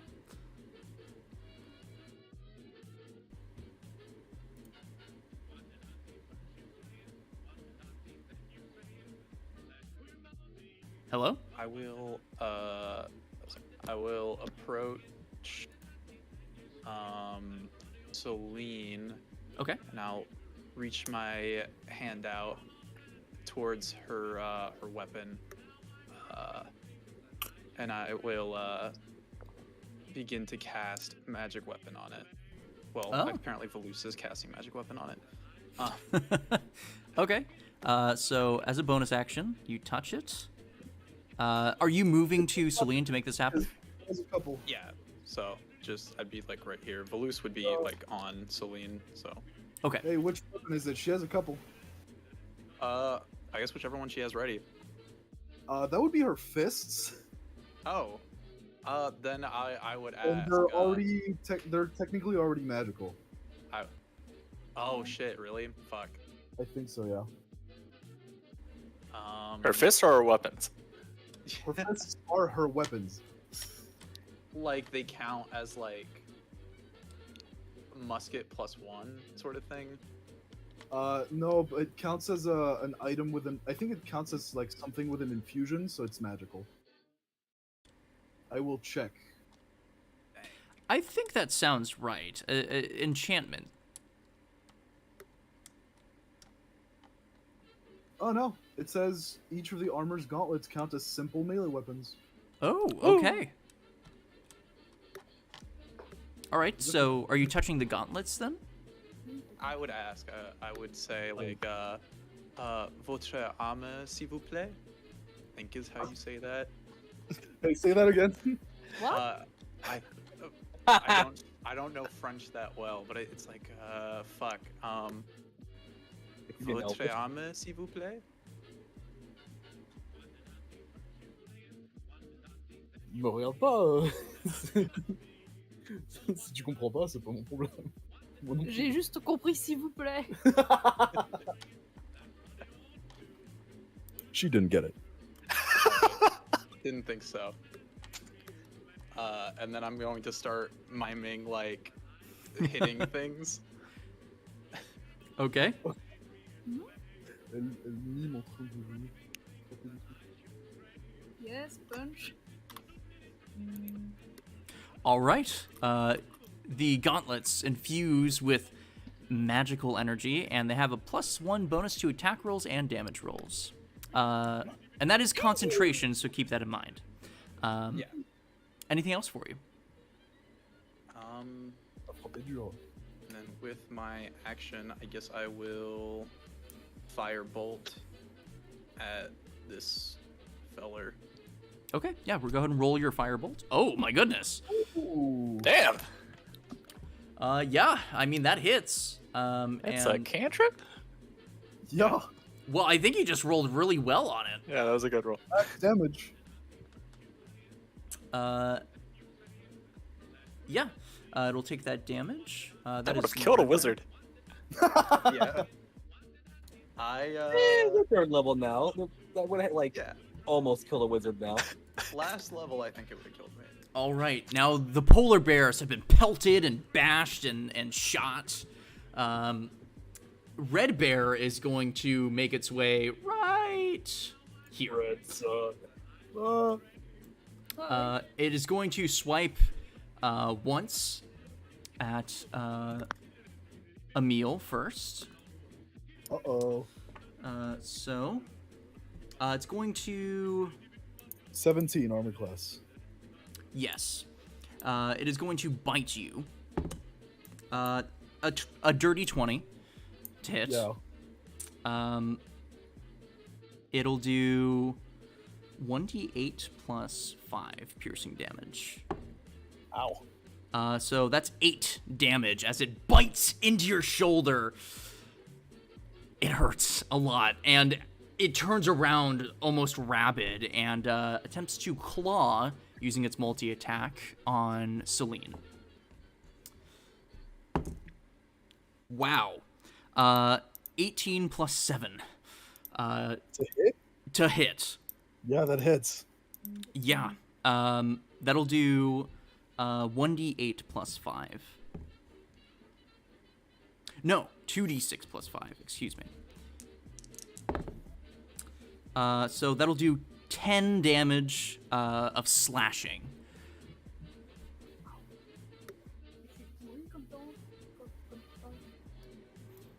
And no big surprise, this blue bear sees this equally large creature and attempts to strike at you twice. 10 plus 7, 17. Hits. Okay, that's the bite, so it'll do 1d8 plus 5. Is it the bite of 87? No! 7 damage, which I believe becomes half. It's piercing. So does 4 damage here. And then it'll try to attack you with its claws. And it rolled an 8 plus 7, which is... I'm really bad at math. 15. Not hit.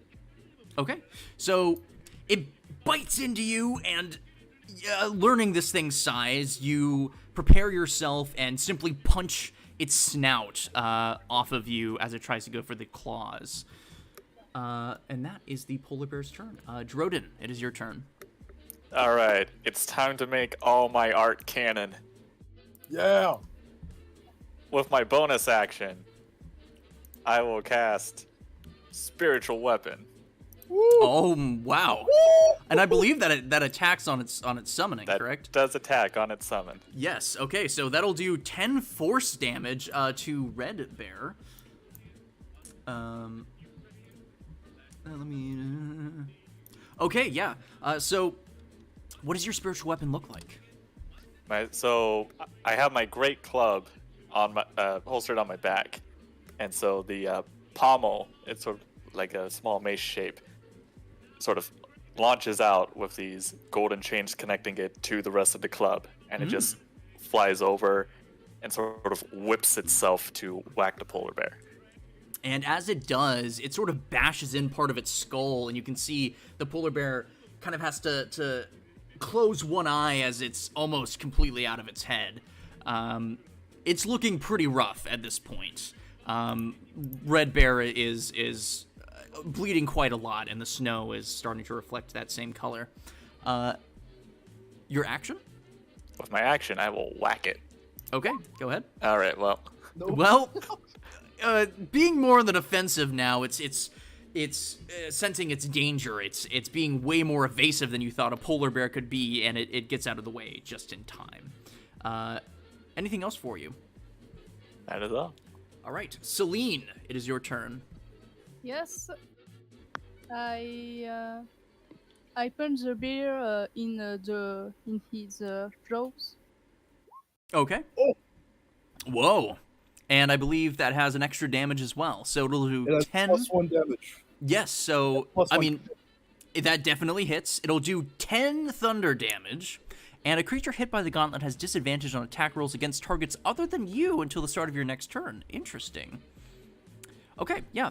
So you punch with your gauntlets, and a spark of electric and thunder energy emits, and it pushes the bear back.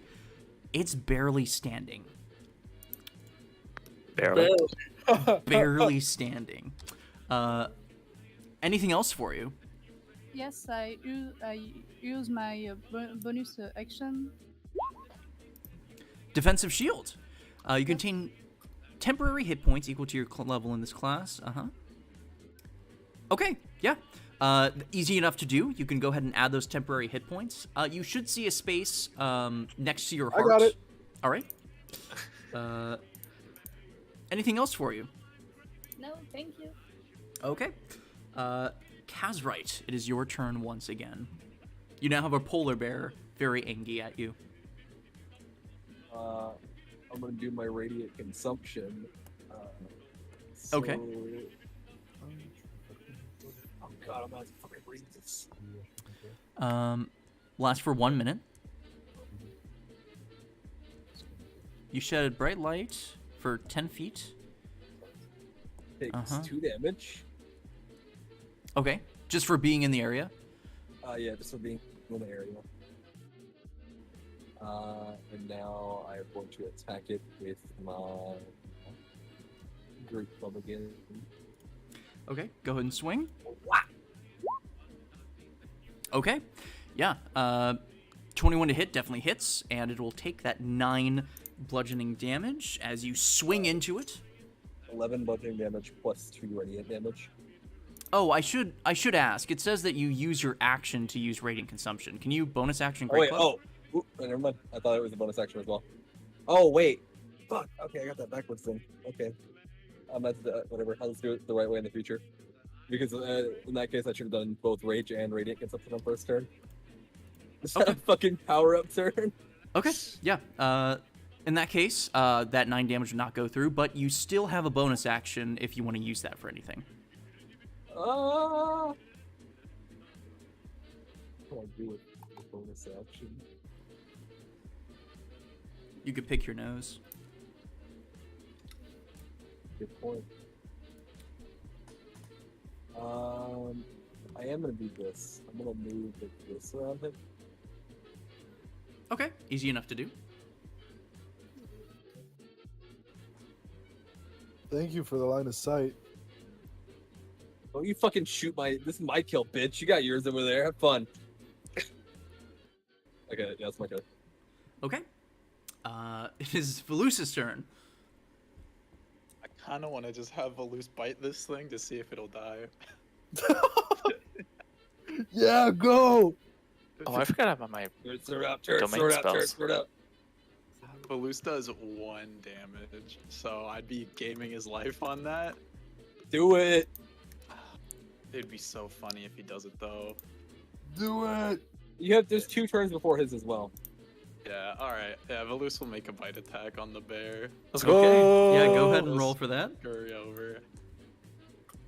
22. Let's go! It says 4, but that's not how much damage. It does 1 every time. Oh, okay. Well, it's still Unless DM standing. wants to- Man, it is. I mean, it is super tempting. Do you have a mercy ruling? Is there like an execute ruling? You can fudge a number. There's an execute ruling. Some DMs do that. No, I'm not gonna fudge the number. Yeah, it's not even called fudging if you call it like an execute ruling. There's some. I mean, there's what some number DMs is even being fudged? it does 1 damage. So, Well, if the 4 would have done it, I mean. so you send Velus out, and it sort of snarls, and it bites onto one of the polar bear's toes, and it certainly hurts, but it is still standing. Hell yeah, Volus. Okay, Emil. Well, I'm too close to shoot it, so I'm gonna stab it. I'm gonna teach Volus to multi-attack. Stab. That Is, I rolled it on my sheet, but I rolled as Soren, my bad. That's mine. No, but yeah, that's it. that just hits. And with that 4 damage, Yeah? the polar bear stumbles, and as you stab into its chest, a plethora of gore begins to fall out, and it crumbles to its knees. Ugh. Anything else for you? I'm, move away from the body, because you, icky. Yeah. And bonus action. I have line of sight, baby. Stay away. And Nope. Bye. just curious, is the range you. all right on that? The range is 120 feet. All right, yeah, totally. So with a 14 hit, that does hit. It does. I'm gonna roll it just so you can see it. Okay. 2d8 force damage. And it's gonna push it towards Casper. I mean, they're pretty much neck on neck making out, but yeah. Woo! Yeah! 3 baby. damage. 3 damage. All right. So Stain my kill to do 3 damage. the force damage shoots out and hits it in the butt. Anything else for you? It pushes quite deep in the butt. It does. Yes, it's like a smack on the ass. No, that's it. Okay. Morgan, it is your turn. The I'm gonna- Eldritch ass smacker. I'm gonna move.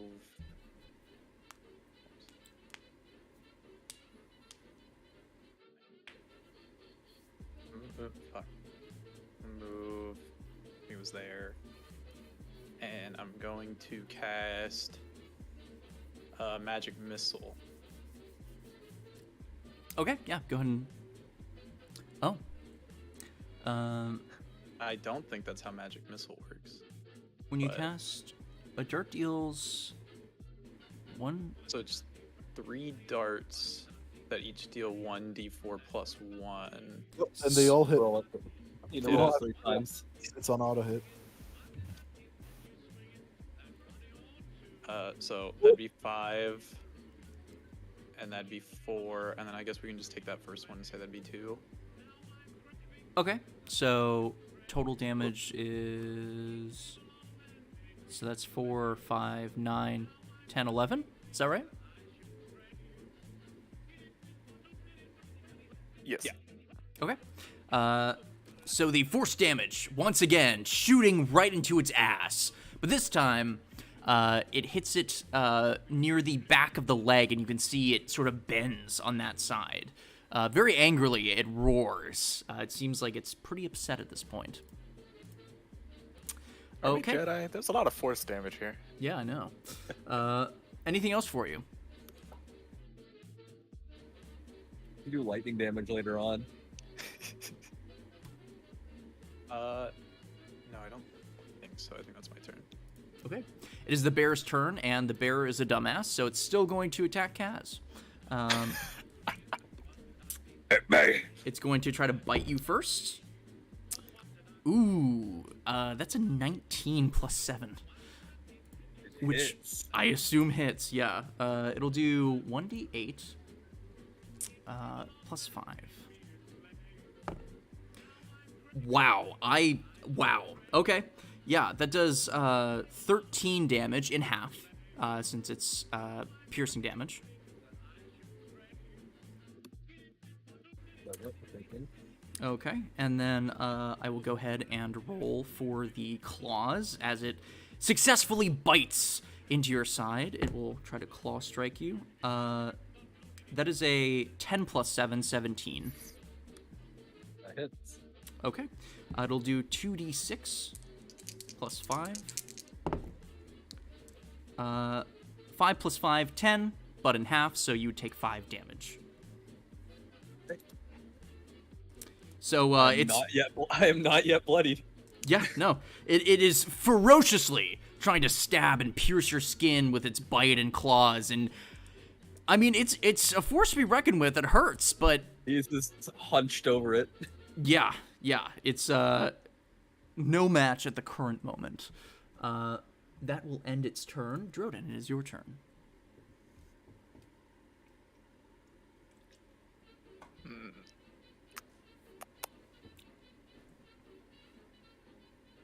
My spiritual weapon can only move 20 feet. That's correct. Yes. I also can't move it since I reset my roll 20, I think.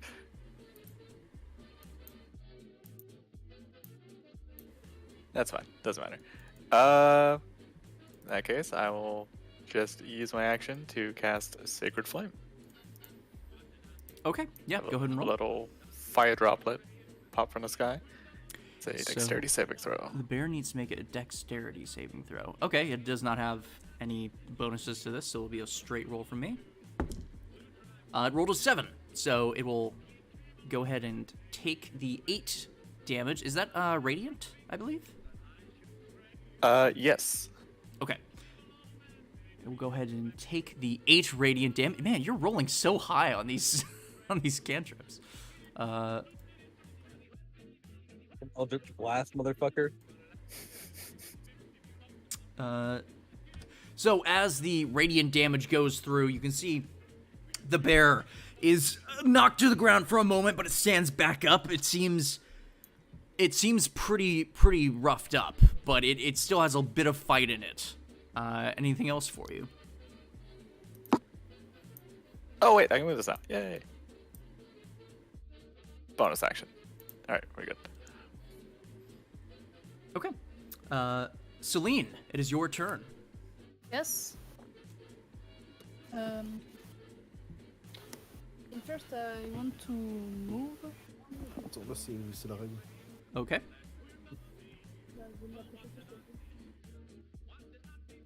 Par là. Here. Yes. So I move here and What? and I use magic missile on the bear. Oh, okay. Magic missile. Oh wow. What? Why'd you cast it that many times? What? Why? Oh wow. You do need the first 3 rolls. So, Yeah. so The 3, 1. The first one, so 4 plus 2 plus 4. Yeah, so 44. So 10. 10. 10 damage. All right, yeah. The damage shoots forward into this thing's back, and it roars with pain. It is still up. It is getting close, I would say. As you all see the blood starting to pour off of it, the fur becoming a red color. Is there anything Celine would like to do other than that? No, thank you. Okay. Kazrite, it is your turn once again. Kill it! I will reckless attack. Okay. Lift my club over my head and slam down. Kill it! 19. All right. As you do this, how would you like to kill it? Fuck. Like I said, he is very going to. He's gonna. He took the last turn, charging up and lifting the club over his head, and he just full force slams down. All right. Yeah. As you slam down, boom! The ground shakes, and all that's left on the bottom of your mace is a mess of white fur and blood. And for right now, combat is over. You can see now the bears laying bloodied on the ground as more blood begins to pool around them.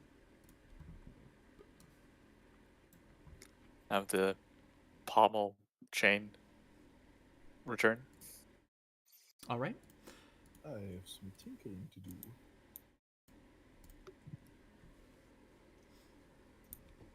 And So as something. I was just about to say, as you all are standing over this, you would note it is getting later in the evening. Already the sun is beginning to set because of the weather conditions. It's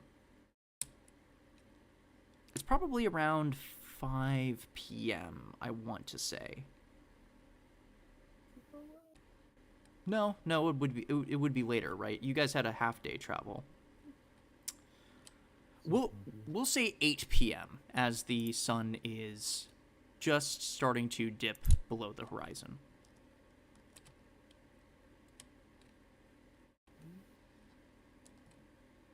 So, as you are standing over these corpses, what would you like to do? Go towards my little turret and start working on it a bit because it either doesn't hit or doesn't do as much as I hope it does. So I'm fucking work on that. All right, yeah, the unstable prototype, as it would seem. Recalibration. Anything else for the rest of you? We should take the bears and bring them back to the dogs while we strip them for meat and skins. And proof. I mean, I will say, polar bears are very large. It would take a pretty high amount of effort to try to carry them over to the dogs. I could do it. Somewhat reliable. There's what, 1, 2, 3, 4. There's 5 of us plus mage hand. I mean, you could. I can lift it. You can grapple a size larger than you, right? I don't know. Is that one of your traits?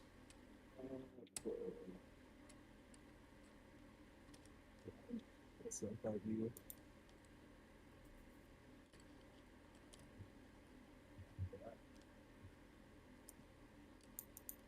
Yeah, target of your grapple must be no more than 1 size larger than you, so I can pick it up. Okay, yeah. I think I'll just have to roll athletics against whatever you say the DC is, since it's dead and it can't resist it. Correct. Yes. So, for those of you that I assume is somebody helping Kaz, right? Yeah, I'll help him. Okay. Well, we take their heads and that's it. Well, we could strip them for meat, throw them in a salt barrel, keep them for rations, but I'd like to get back to the dogs as soon as possible. Yeah, I want to get to the dogs. Maybe we take the head of one, and then we all carry the other. And then we can work on that while we set up camp for the night. Well, I think the 4 of us could carry one. I'm sure Kazarite could carry the other on his own. I could mage hand and help. Oh, fuck. Give me mage hand. Yeah, I'll cast mage hand and help out Kazarite carry that Why one. is my sheep broken? It's not fucking appearing in the right size. I can't see half my sheep. So what I'll say is that if all of you are helping, it'll take some time, but it's definitely doable. I'm just gonna roll this really quickly. Okay, yeah. So it'll probably take you guys a decent hour to pull these bears through the trees to the outskirts where your dogs are. So if you want to take the time doing that, you certainly can. Yeah, it'll take an hour. Okay. Yeah. So between Kazrite manhandling this bear and the rest of you tugging and pulling on the carcass of this other bear, still warm, you make it to your dogs, who have not left, although they have wandered probably 70 or 80 feet away from where you left them, but it's easy enough to see as you catch up. As you are standing there with the carcasses over your dogs, what would you like to do next? We set up camp. Yep. I will Set up say, camp. yeah, it would be possible to make it back to the town a little after midnight, but camping for the night certainly isn't a terrible idea. Are you leaving the bear carcasses out? No. Do I have like a tarp? Well, hang on. Bury them in snow. Be frozen.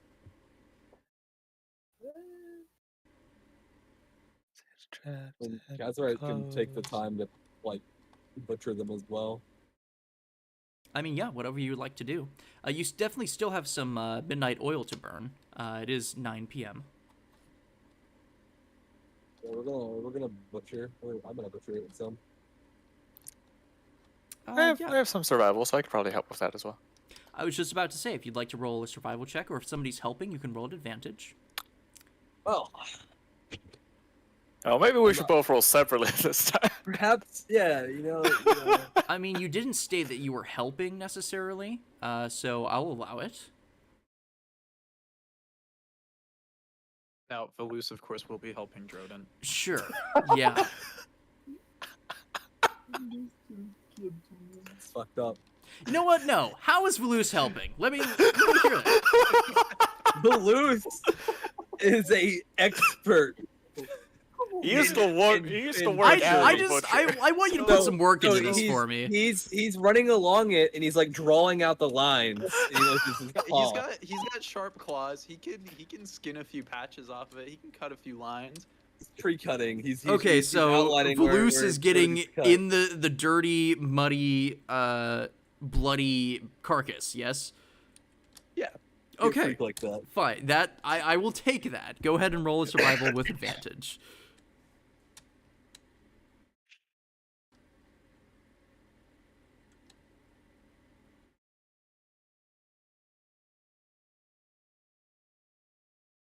Hello? Hello. You gonna roll?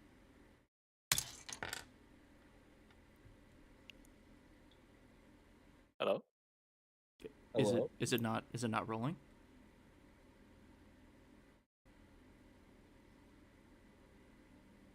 Crow, is your sheep broken?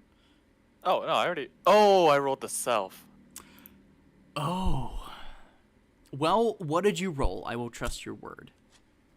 It was a 15 1 to million. 23, but I just 1 want to see million. what this other roll is. All right, thank God. 23. You got the 23. Let's go, baby. Okay, yeah. We all know Velus is a great surgeon, so it just makes sense that he'd So- be able to help. It's a combination of the fact that your bear wasn't smashed to pieces. Instead, you begin delicately carving and going through, taking the meaty parts out and the sort of gamey parts and leaving them in. It's dirty work, and by the end, I mean, you have blood all over yourself. Volus is now red-colored to match their sweater. But the deed is done. I will say... A polar bear is... I mean, that's quite a lot of meat.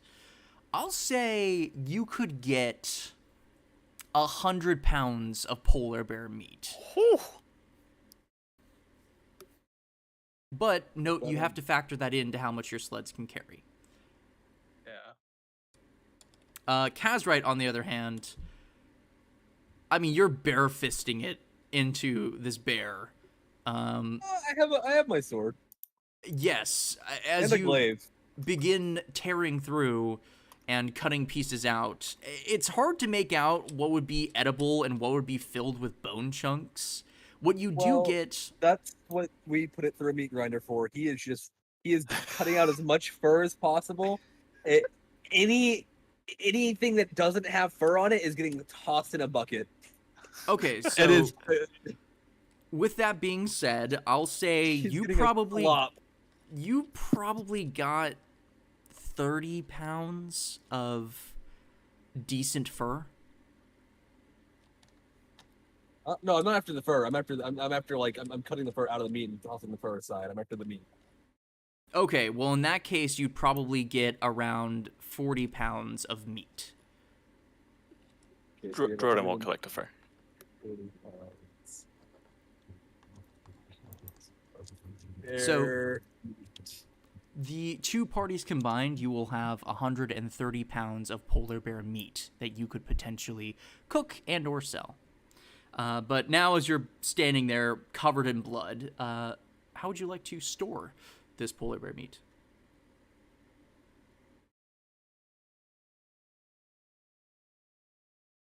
I mean, how much room do we have left on the sleds?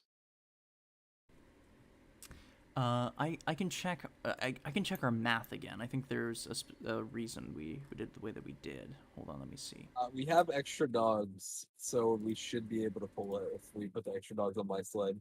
Because I have 4 dogs on my sled in total, and you guys only have 2 on each of yours. Yes. So, a sled dog can pull 360 pounds, and the sled itself weighs 300. So, I mean, yeah, you could definitely pull yourself and then have some extra to pull the polar bear meat. Although I do need to ask, how are you containing this massive meat that you've piled up on the snow? I mean, I guess if you wanted to throw it in the back of the sled, you could. There's no guarantee it would all stay in, and more importantly, it would probably really fuck up the inside. Make a net.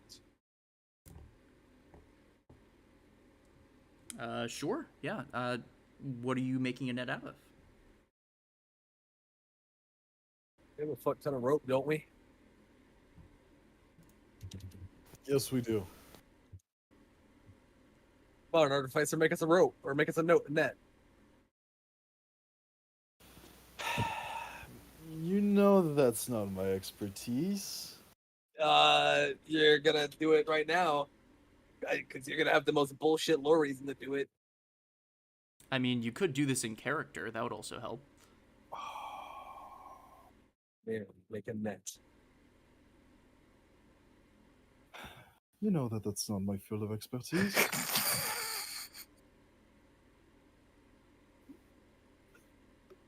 You can make a cannon. You can make a net. I'll try. Those sound like 2 completely different things to me. Can you make a net?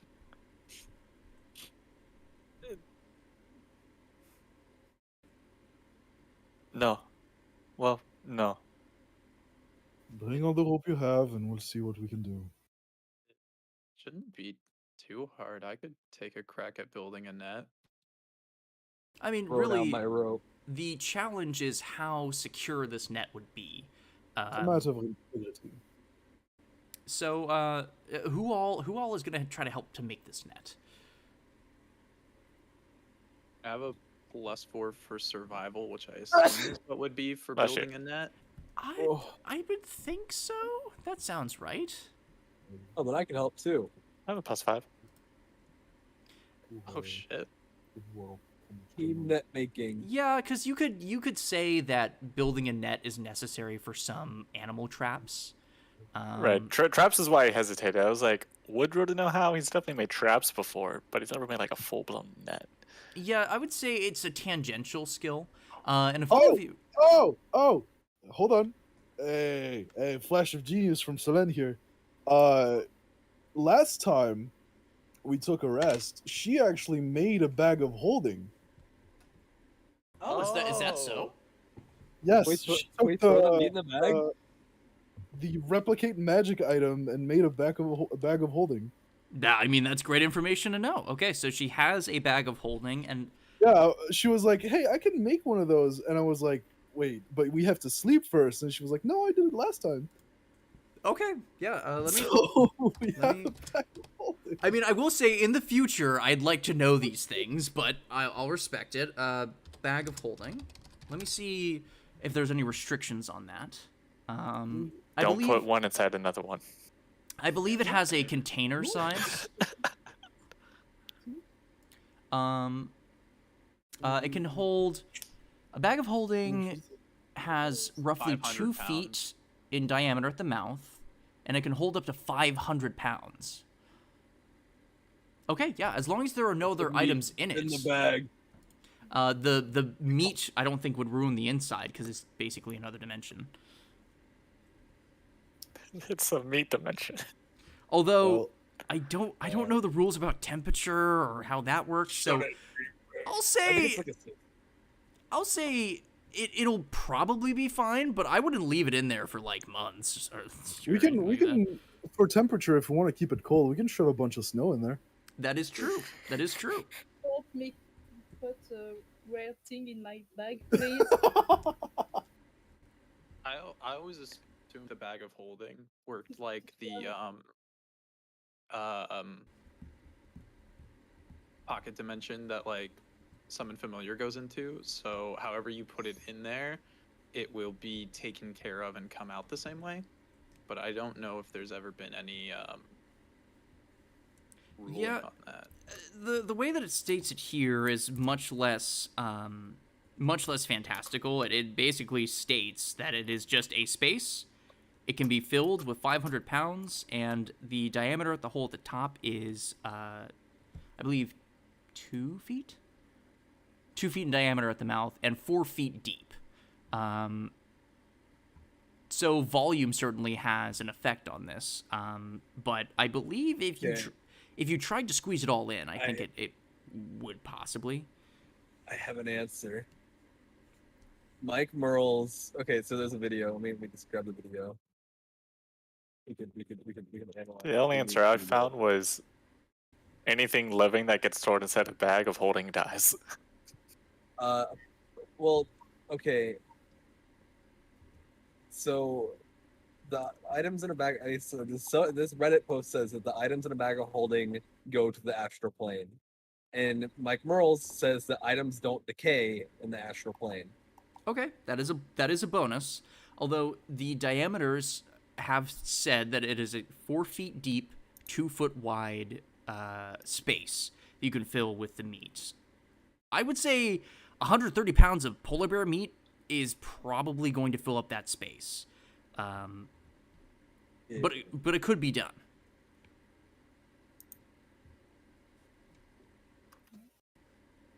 So we just shove it in there.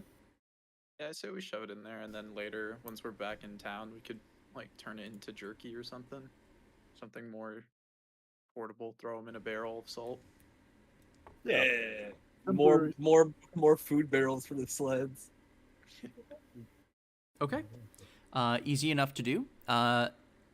You all take your time to shove a pile after pile of polar bear meat in the 2 foot wide gap. At the end of it, you wipe your hands. They're still bloody, but all the polar bear meat has been successfully put inside. My free. went from town to town selling the food that we gathered. I was saying that maybe we could use this as a way to convince people to come work at the guild shop. We Yeah, pay some them in sort of the bear mobile. jerky. We could have like a mobile tavern from town to town as well. Yeah. Making a medieval food truck can't stop me. I'm gonna take the chef feet. I was planning on also taking the chef feat later. Oh my god, we're getting a medieval food truck. Hey We're doing- guys, I am proficient with cook's utensils. Here, is this in the docket? No, what docket? It's well, I mean, there's a module. Is this planned for the module? Is the food truck art planned for the module? I mean, definitely not. Is turning the Golden Spire into like a giant restaurant part of the docket? I don't think so. Seattle time. But as make you it all are spin. dreaming about your food truck aspirations, is there anything else you'd like to do here before you We're bed down for the converting night? this D&D campaign into a Tiny Taverns campaign. All right. I think Jordan's feeling pretty comfortable, especially with a spiritual weapon. So he'll be prepared to use this on Kazrite's glaive when the long rest is finished. Okay. Just make sure that you mark that. But that's easy enough to do. I believe most of you have tents now that you could set up with pythons. Yes. Okay, yeah.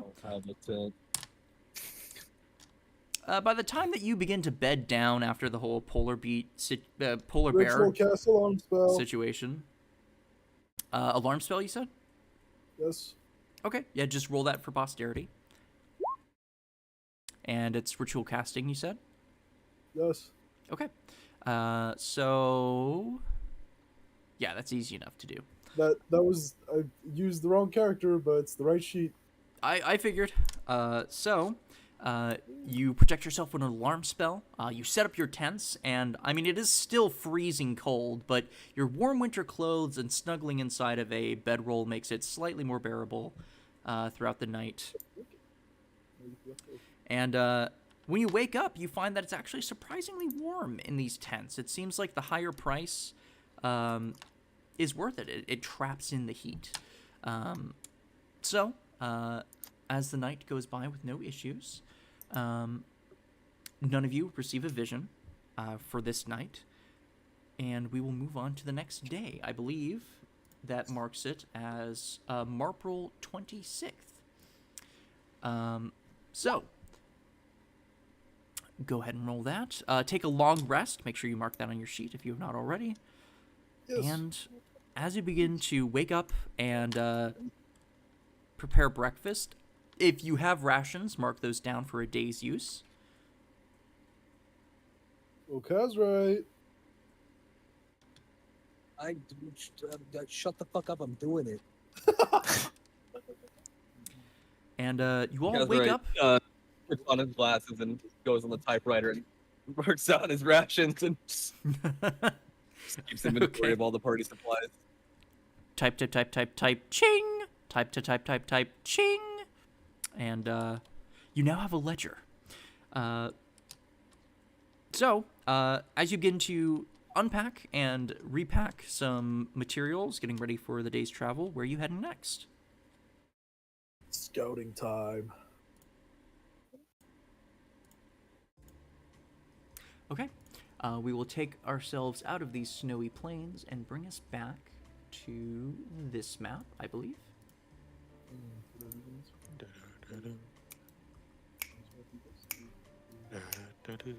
Okay. So you are currently where that blue flag is placed. Anywhere along this road that you'd like to travel to, you certainly can. I just need to know where. I guess we just scout wherever the mission hailed, right? And just go straight to the road, go down.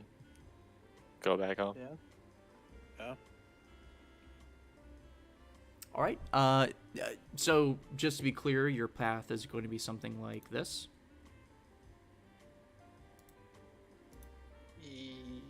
Yeah. Yes. Okay. Yep. Yeah. So that'll be a 3-day travel, but it'll certainly be easier being on the main path of the road, usually amidst less danger. Are you guys following the same marching order as before? Yes. Okay. In that case, Droden, just go ahead and make, we'll say, yeah, a perception check at advantage as you're traveling down the trail. And for the sake of expediency, I'm not going to make you set up tents every night. But is there any talks, any plans that are happening as you are looking down the road for any suspicious activity? If anyone needs any, simple items made out of metal, I can do that once a day. You mean things like? Are we talking weapons and the likes, or can you also? Weapons, armor, ammunition, tools. How about some smaller, more specialized things? How precise can you get with the making? Not very. Hmm. Anything in this- Chapter 5 equipment of the player's handbook, for example. The what? Sorry, the Forger's handbook. Yes, of course. Everybody knows about the Forger's Handbook. Actually, no, that makes it sound like I'm doing something illegal. The Smithy's handbook.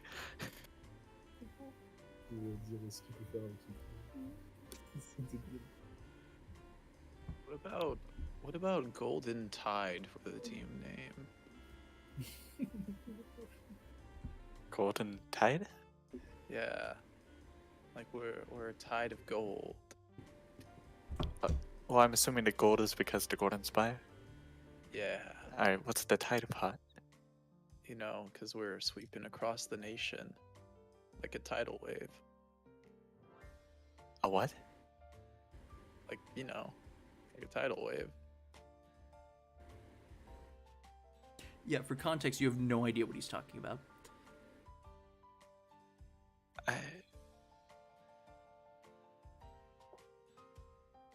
Like how some people wave their hands like forward instead of sideways? You seem confused. Huh? You seem confused. I just don't know what a tidal wave means. Do you know what a wave is? Not in the context of two people waving at each other? Probably not. Do you know what the ocean is? I've heard of it. Well, a wave is a process. I'm not going to get much into it because I doubt you care, but basically it is large, somewhat large amounts of water being displaced and washing up on the beach.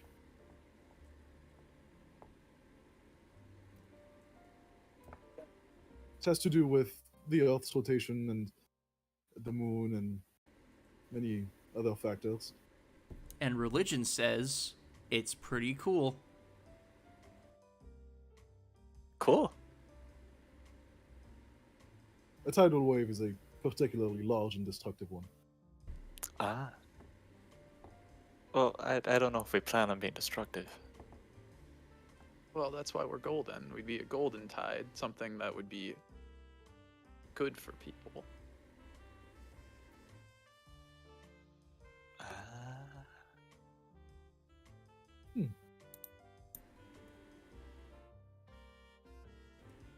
You know, I do quite like that.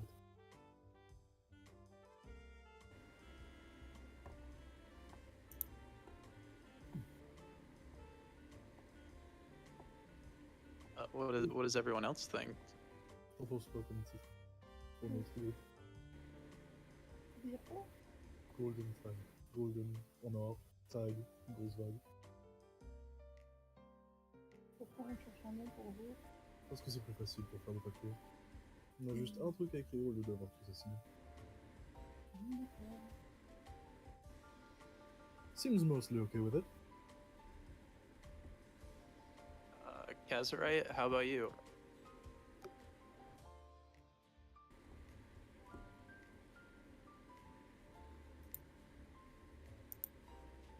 Oh, good God, Kazarite's dead. You see that Kazrite isn't in your sleds. He's gone. Ah! Ah! Ah! He's in the Shadow Realm. He fell in the back of the holding. Oh no! I fell asleep while driving the sled. Ah. What did you need? What do you think of like the Golden Tide for our team name?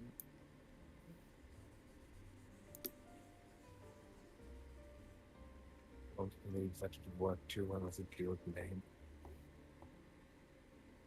Oh, why was that? That just doesn't sound like a good name. Sorry, one more time. It just doesn't sound like a good name. I don't know, it's a color and then a thing. I feel like that's usually how that goes. Don't say what we represent. I need people to know what we represent. I'd say it says what we represent pretty well. We're you know, helping everyone out, you know, going across the lands like a golden age, you know. But we're sweeping across the nation, sort of thing. It's vague.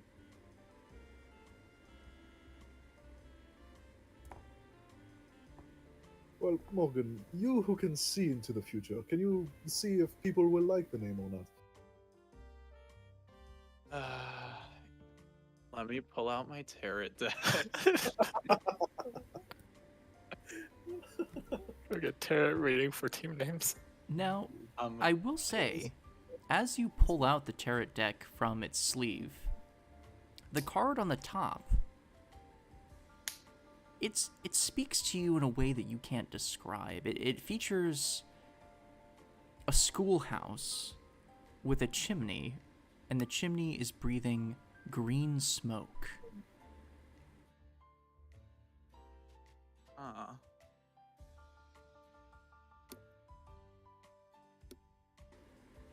That's weird.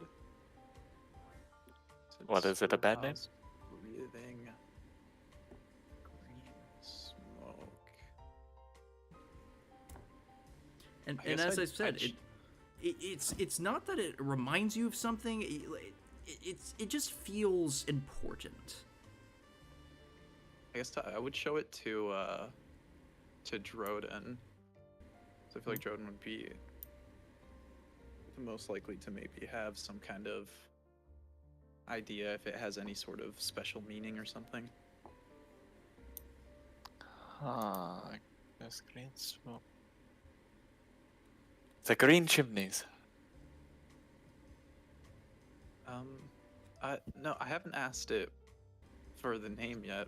That's just, I've never seen a card like this in a tarot deck. It's odd. I'll take your word for it. I've never seen a tarot deck. Well, fair.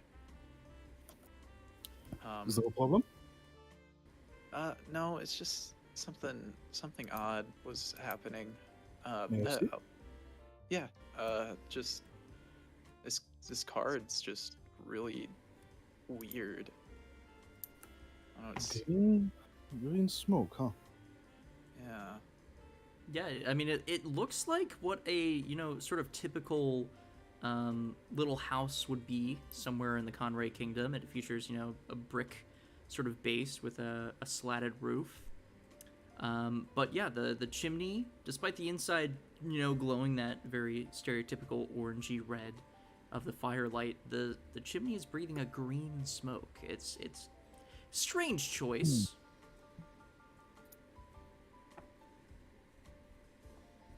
Well, if you do want to achieve green smoke, that would be potassium chlorate oxidizer with lactose or dextrin as a fuel and about 50% dye. Is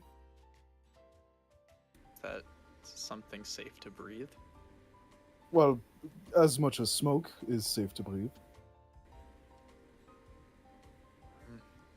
Well, I guess I should just get on If you're with looking that. for fire, it's boric acid and methanol.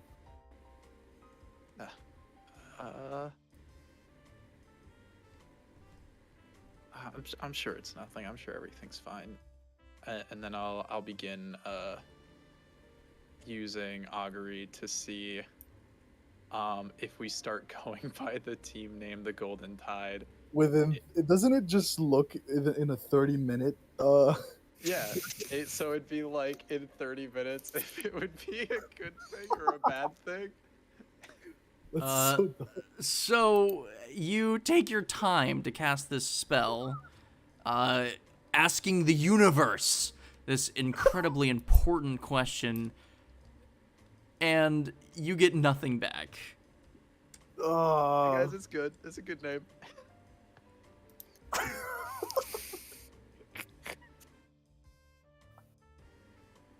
Well, I trust your word on it. It's just, it was unlikely to give us any results. It's not anything bad. Next 30 minutes at the very least. Well, actually, technically, wait. Or employing some other divining tool, you receive an omen for an otherworldly entity about the results of a specific course of action that you plan to take within the next 30 minutes. So by going by that name within the next 30 minutes, we would get to see how it plays out. So theoretically, yeah, it's fine. It's not bad. Yeah, no, I understood that. I was very deliberate in my choice at saying nothing. Okay, I just had to reread it because I wasn't sure if it was Sure. Yeah, no, predicting just for the next 30 minutes. and it should be noted too, this is not like a set in stone thing. It's not like me as the DM I'm going, yes, that will 100% happen. It just means I take a look at what that could lead to, and then I give you the best answer I can. In this case, I am saying nothing. Yeah, the name's fine. This is so stupid.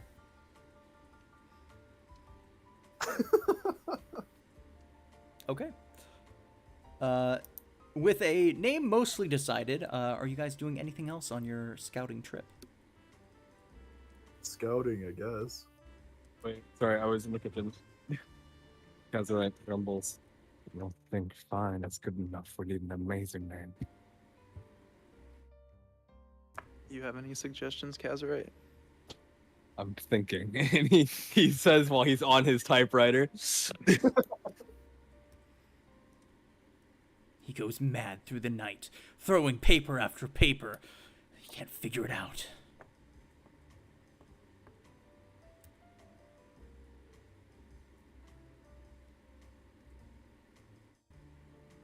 I guess then, I guess we go back to scouting then, yeah? Yeah. So on your way up the road, which would take about 3 days, so mark that amount of rations. You don't find a ton of trouble, but you do come across a log that has found its way over the trail. There's nobody around it, and after some group exploration, it seems to be a normal log. I'll ask, is there anything special you're going to do to remove the log other than just moving it? We could burn it so that it never gets in the road again. Wow. That'll show it. Yeah. Okay, sure, yeah. What are you doing to burn this tree? Firebolt. Actually, no. Hold on. My Eldritch Cannon can be a flamethrower. Oh no. Oh boy. No, I'm serious. Yeah, no, I like to I imagine know. at the same time, like Morgan suggests we burn it, and then just Emil and Morgan at the same time point towards the tree, firebolt, flamethrower. Yeah, so needless to say, it just basically explodes in a plume of flame, and not even 2 minutes later, it is nothing but ash. So You know, I should have asked, was it cut or did it fall? it definitely fell. You can see the roots. Okay. All right. Yeah, you destroyed this tree, so well done. Are you guys heading back to the Golden Spire to retrieve your coin? Yeah. Okay. That would be probably another 3 days travel, roughly, from the edge of the peninsula here. Yeah, roughly. Roughly 3 days. So, I'll ask that Droden makes one more perception check. Don't fuck it up. Nice. Okay, with an 18, along the way, you do your due diligence, and you also pick up some stones that were uneven. If a particular patch of snow was too high, you guys plowed through it. Taking your time while still being on schedule, you do a fairly good job at clearing this road. And as you make your way back to the gates of the Golden Spire, which are now open, seemingly permanently, you make your way in and collect your bounty from the collections office, which is now situated near the front of the city. So, add 20 gold to all of your sheets, and one of you, whoever collected the mission, will get 30 gold that you can divide however you wish.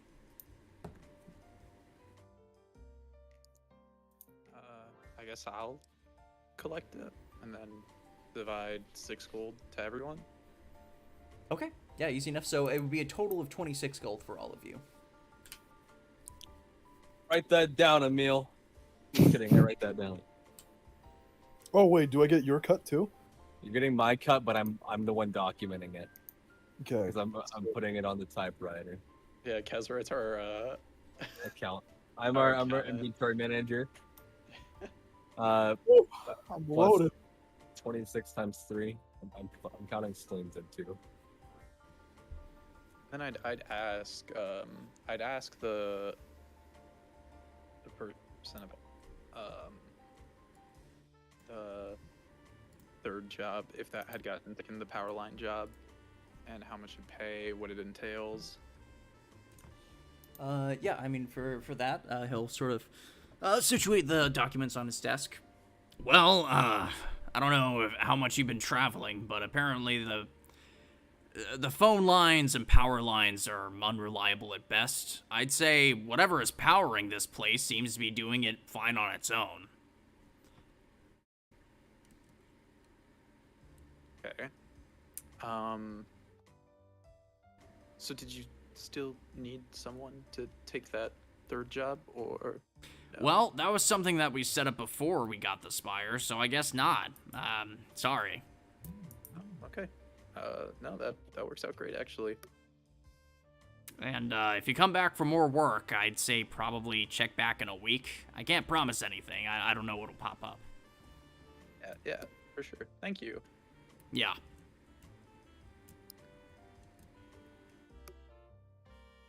Okay. All right. So, you've collected your bounty and established a sort of base of operations here. What are your next steps as a group?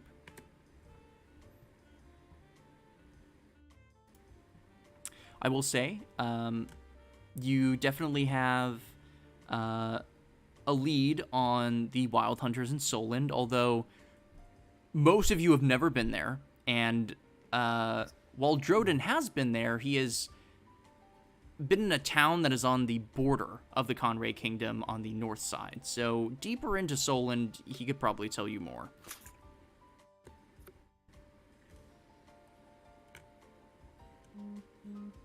Which way did you say the path was headed that I saw? What's that? The path that Droden could see? So the path that you can see would be pointing this way. Very generally east.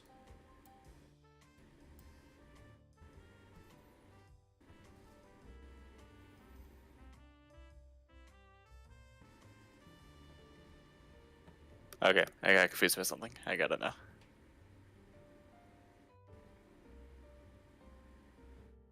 Oh, I'm very dumb. West. West, right.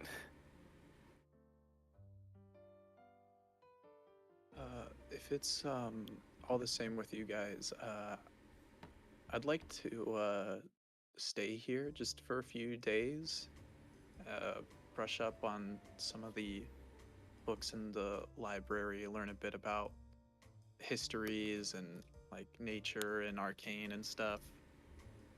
Figure out whatever I can in there, and then maybe we could also use that time to, really set up that guild hall, get like a real nice base of operations going. I don't think we're in a hurry for anything, right?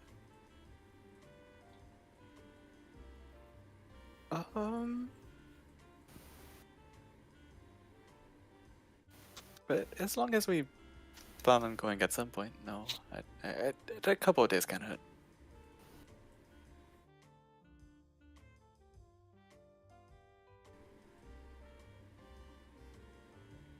Kaz, right? Any objections?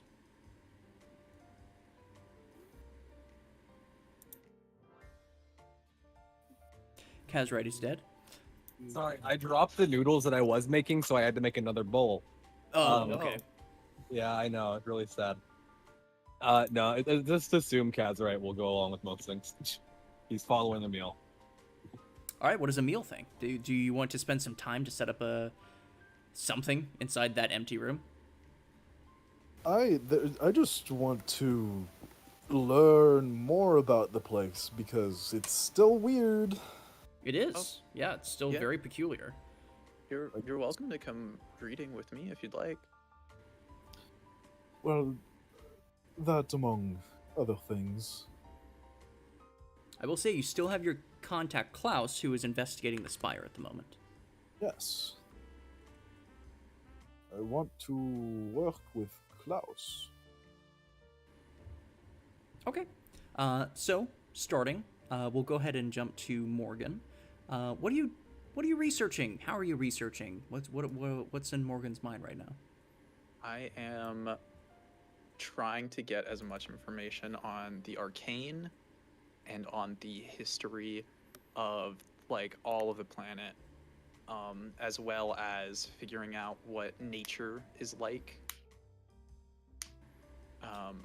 I will say I definitely can help you research those things, but the more specific you are, the more specific answers I can give. It is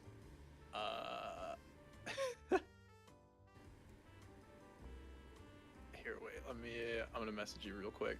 Okay.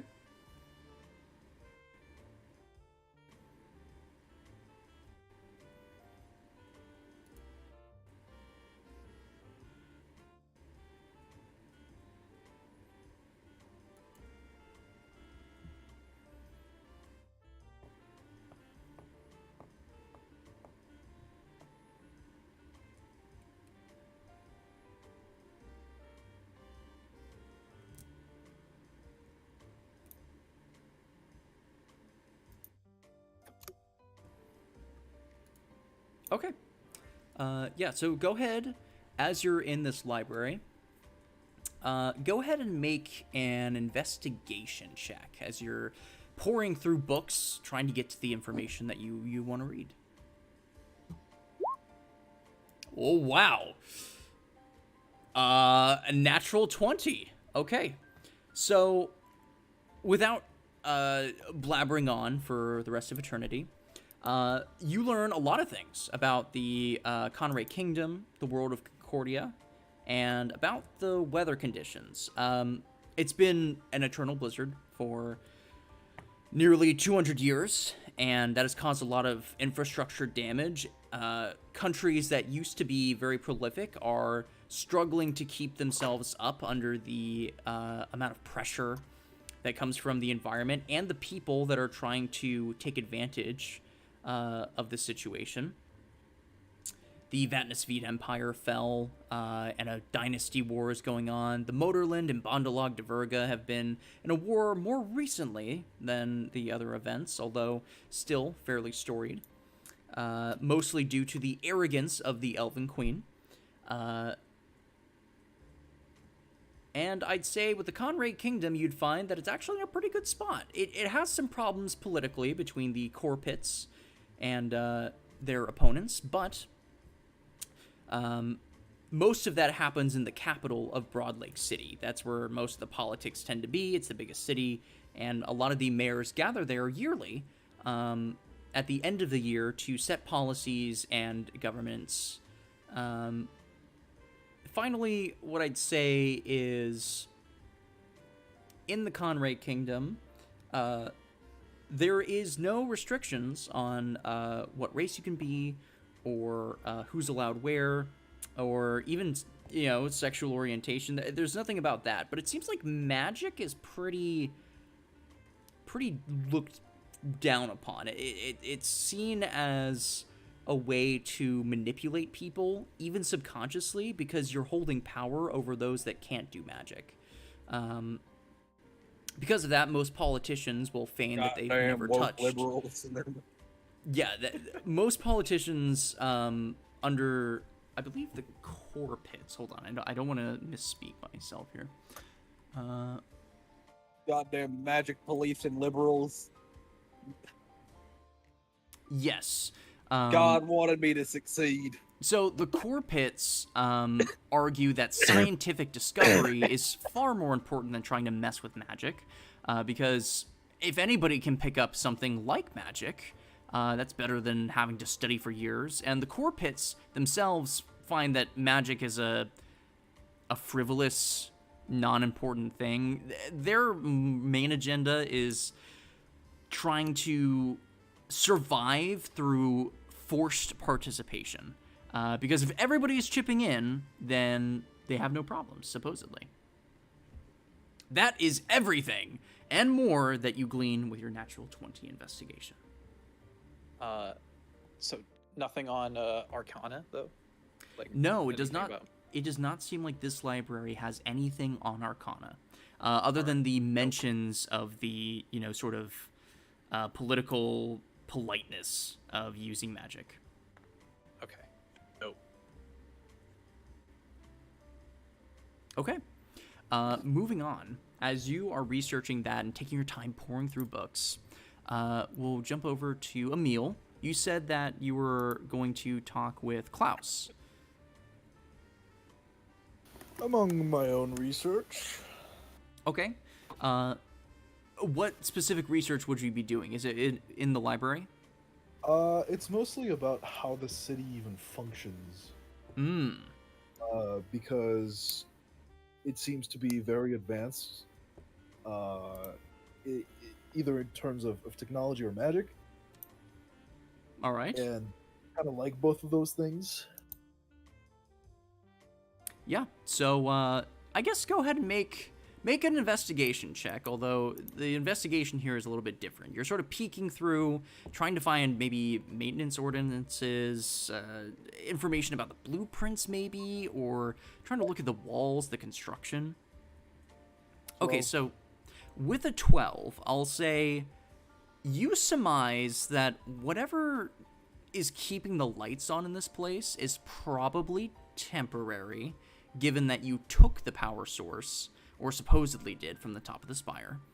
And you also surmise that whoever built this place, extremely talented. More talented than most wizards you've seen today. Oh, yeah. As for the Klaus thing, you can certainly have a conversation if you'd like. I mean, I guess Zune isn't here, so,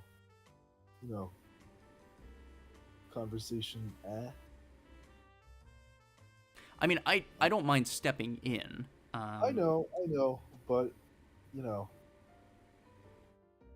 I wouldn't ask much anyway. I just ask for I just asked for what he found in the meantime because we were gone for about a week Yes. almost. Yeah. So you know, the was- things that he found during that week.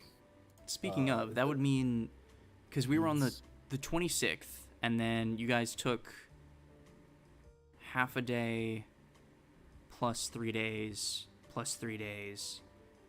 So yeah, about a week. I'd say 8 days approximately. All right. Well, I just want to know what he found. If there's any more leads or things that he wants to research, and if there is, I'll help him. Okay. Yeah, in that case, he speaks mostly about the curiosity of the orb itself, because, I mean, you guys have been carrying it on, I believe, Kazrite's person. Yeah. And seemingly you've had no issues with it. And it's perplexing because it seems like the orb itself, while powerful, was only a small portion of how this tower seems to work. It has some sort of runes of an arcane nature that is not familiar to him, and certainly as you begin pondering it, go ahead and make a perception check. Perception or Arcana? Arcana. All right. Yes. Wow. So, with a 14, you come to some similar conclusions. It seems like this arcane scripture is custom. It does not appear to be anything that has been written that you've read before, and it's actually fascinating. It is both more complicated and more in-depth than most arcane runes are. Runes are definitely, made to be distinct from one another, but they're made simply so that they're easy and fast to scratch down as long as you've memorized them. In this case, I mean, the amount of detail in the amount of lines you're finding, it would take you with a pen probably 3 hours to sketch in these runes. They are incredibly detailed, with line connecting to line. It's like an ocean inside each of these circles. So, while you don't know anything more about the tower, it definitely piques your curiosity as even more odd than before. Well, you did say it would take that long, but I will take that long to scribe them down. Okay. Yeah, I mean, it depends on how long you guys are staying. I think you said that you wanted to stay a couple of days to set up the guild hall. Yeah. So I'd ask, how much time would you be willing to put into this? I'll say a full day. Okay. I'll say with a full day, you are probably able to get, we'll say, 6 of the runes at the top of the tower inside the room where the orb was. Okay. There's a total of 10 that surround the room. Okay.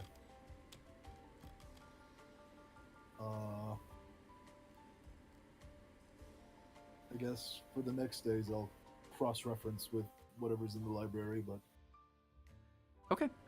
And we'll get to that in a moment. But the rest of you, are you doing anything to adorn your new living space over these past couple days?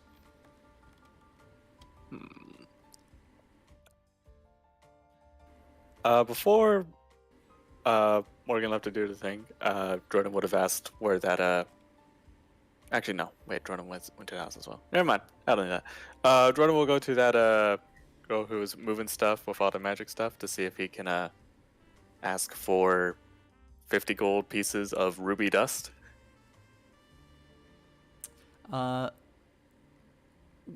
Apparently it seems she's not on high supply of those sorts of materials. Those more valuable types tend to elude her. At least right now, as she's been separated from any major city for quite a while. Oof.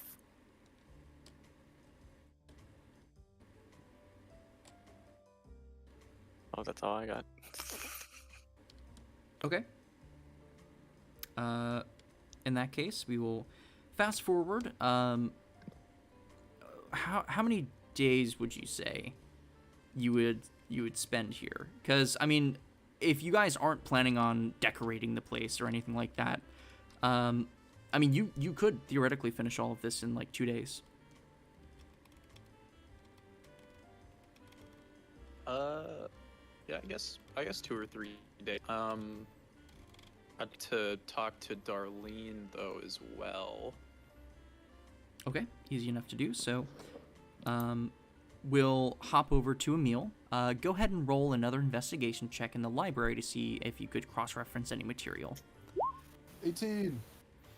So, as you begin looking from book to book, from shelf to shelf, and even perusing some of Morgan's books in the extra storage room, it doesn't seem like any of them are connected to the runes in the spire.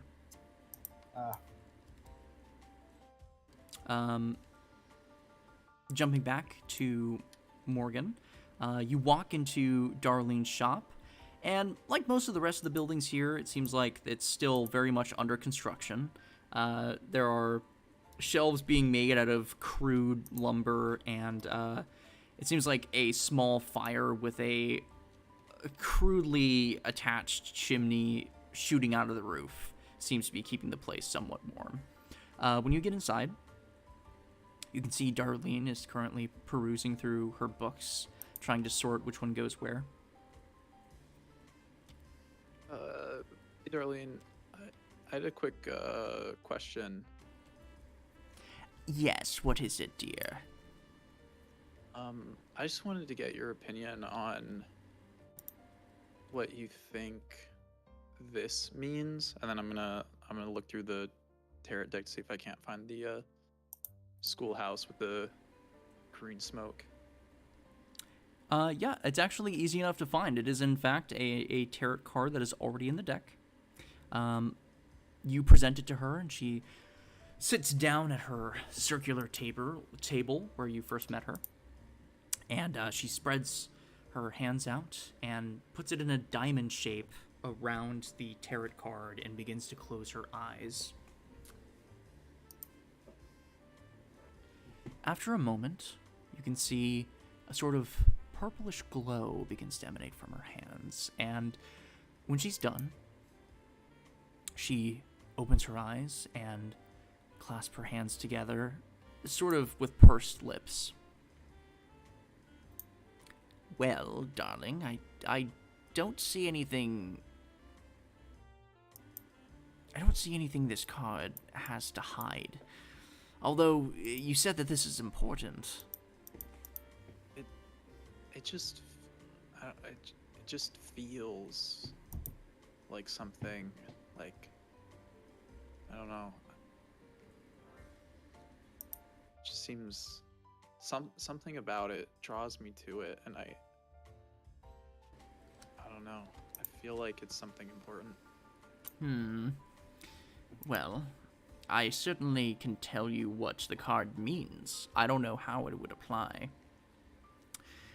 This particular house, I believe, in the moon deck, has to do with the creation of a home, the setting up of a start or a new beginning. The green smoke tends to allude that if not fed the proper wood, a home can become volatile. But it's not a guarantee.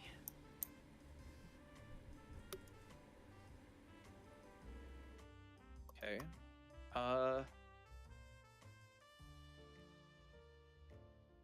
Thank you. Hey, by the way, what was it that you were doing there with the whole diamond thing? What was that augury, or was that something else? Well, dear, I do, in fact, use the mystic arts, as you're probably aware. The spell that I'm casting, I'm a little hesitant to say. I know that you and I tend to get along, but I think I'd need to know a bit more about you before I reveal all of my secrets. Yeah, that's fair. I just was curious if you'd be able to like teach it. Is all. Given enough time and a little bit more purchases, maybe I will. Definitely. Do you have anything available? Well, sure, yes. I have a few magical oddities along with some spell books. Anything that you're looking for? Nothing I'm looking for in particular, but I'd be interested to see what oddities you have. Why, surely, yes. Let me go pull some stuff out. And as she says that, she begins to peruse in the back for, supplies of some sorts, and she pulls out a couple oddities. What you see in front of you is a number of things. The most impressive looking is some alchemist supplies that is out on the table, filled with a number of implements used for both science and a little bit of magic to transform one item into another. You can see that she has extremely high quality paper and ink, something that would be valuable in transcribing certain spells. And she also has a sort of tube that's filled with some scrolls. And she begins to peruse through it, sort of fingering through. And she sort of shakes her head. And then, last but not least, she pulls out a very impressive-looking a vial. It's about as big as a 2-liter, but extremely wide. It's probably only 6 inches tall, but extremely wide. It's volumetric. And inside, it swirls this extremely dark and silvery liquid. Well, this is what I have to offer. Some scrolls, some supplies, and of course, this item, which I must be honest, dear, I don't know if it's within your price point. Well, what is it? She sort of waves you to come in close. I get in close. It's silver dragon nectar. Oh. One of the few things that I took on my way out of the city not too long ago. It used to belong to my rival, Agatha. Needless to say, it's extremely volatile. Drinking it gives you the powers of a silver dragon, if only for a short amount of time. Said it was out of my price point. How much you charging for it? Even with a friendly discount, I could not let it go out of my hands for any less than 3,500 gold. That is a price point, yeah. But, needless to say, if you and your compatriots are starting this guild that I've heard so much about, perhaps in the future. Oh yeah, definitely. I think I know someone who'd like to make use of. I don't think I'm in the need of any, but I know I have a few other spellcasters. They might need some. I'll have them swing by in case. Although I am curious about the alchemy set. Yes, a fine tool used for transmuting certain properties into others, like turning copper to gold, or turning one vial of poison to an antidote. It's quite difficult to get into, and you may have to do some more research, but I'll let this go out of my hands for 30 gold if you're so interested. Oh, deal. Absolutely deal. Okay. You hand over the 30 gold, and she hands you a used but perfectly fine alchemist kit. So go ahead and add that to your inventory. Anything else, dear? Say, I saw that you were still setting up. Came in. Do you need any help with that? I'd be willing to help out. Well, if you have time to spare, yes. You see those 5 boxes of books? I need them sorted alphabetically on those 2 bookshelves. All right. I'll do that. Pop in mage hand and get to work. Okay, yeah, I mean, it definitely takes some time. I won't have you roll for this. It's just a tedious and long process. But it's certainly something that you can do over the couple of days that your friends spend over here. For the sake of expediency, we'll say that it probably takes you most of the day. And at the end of it, she thanks you and gives you a dozen cookies, chocolate chip. Oh, thank you. I know that sugar is quite rare in these parts, but you've just been such a dear.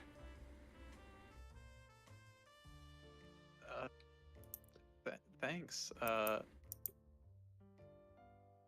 they look delicious. As you smell them, they definitely smell pretty salty, but they are cookies. Are they in like a bag? Like In, I can take in them a with me? small perforated box, I'd say. Cardboard definitely isn't a thing right now, but it's made out of a sturdy sort of waxed paper. Oh, yeah. Well, I'll start heading out of here. I gotta go meet up, see how the others are doing. But thanks for having me over. And thanks for your help with the card explanation. Absolutely, dear. You have a fantastic day, or whatever the divine says. Yeah. And I will probably head out towards the guild, see how that's coming along, because now that I've been told that this is about setting up a home, Morgan is in a state of panic and is going to feel the need to set this guild house up. Okay. Or be worried that it's going to like catch on fire in green smoke.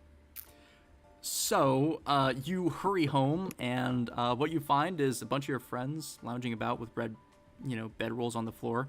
Seems like they've just been sort of chilling in the empty room. Hey guys, how's it going? I don't know what to make. Well, we should start out by making a nice, entry foray. Somewhere that people can like walk in, have little counters, of course have like the main bar area like sort of here, and that's where they're gonna get their then we can have tables here, but that's besides the point. Does anyone need spell stuff? So I've got a friend that I she could really use the coin. Is it ruby dust? Is it I pearls don't- or crystals? It could be. I don't know. Just if you head over there, her name is Darlene. Let her know that I sent you. Yeah, I'm gonna get started organizing this place a little bit.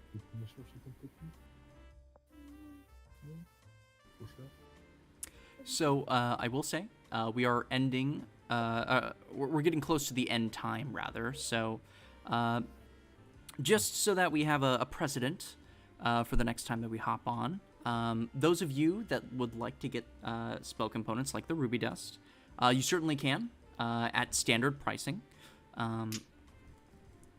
And as for the home, we'll have to see what creative ideas you can come up with in 2 weeks, because we are taking a 2-week break. I have swapped our rotation with Nano, so the next Hi, 2 how are ya? weeks are going to be pretty hectic for Sithis. It's Halloween time, baby. Absolutely, it's going to be spooky.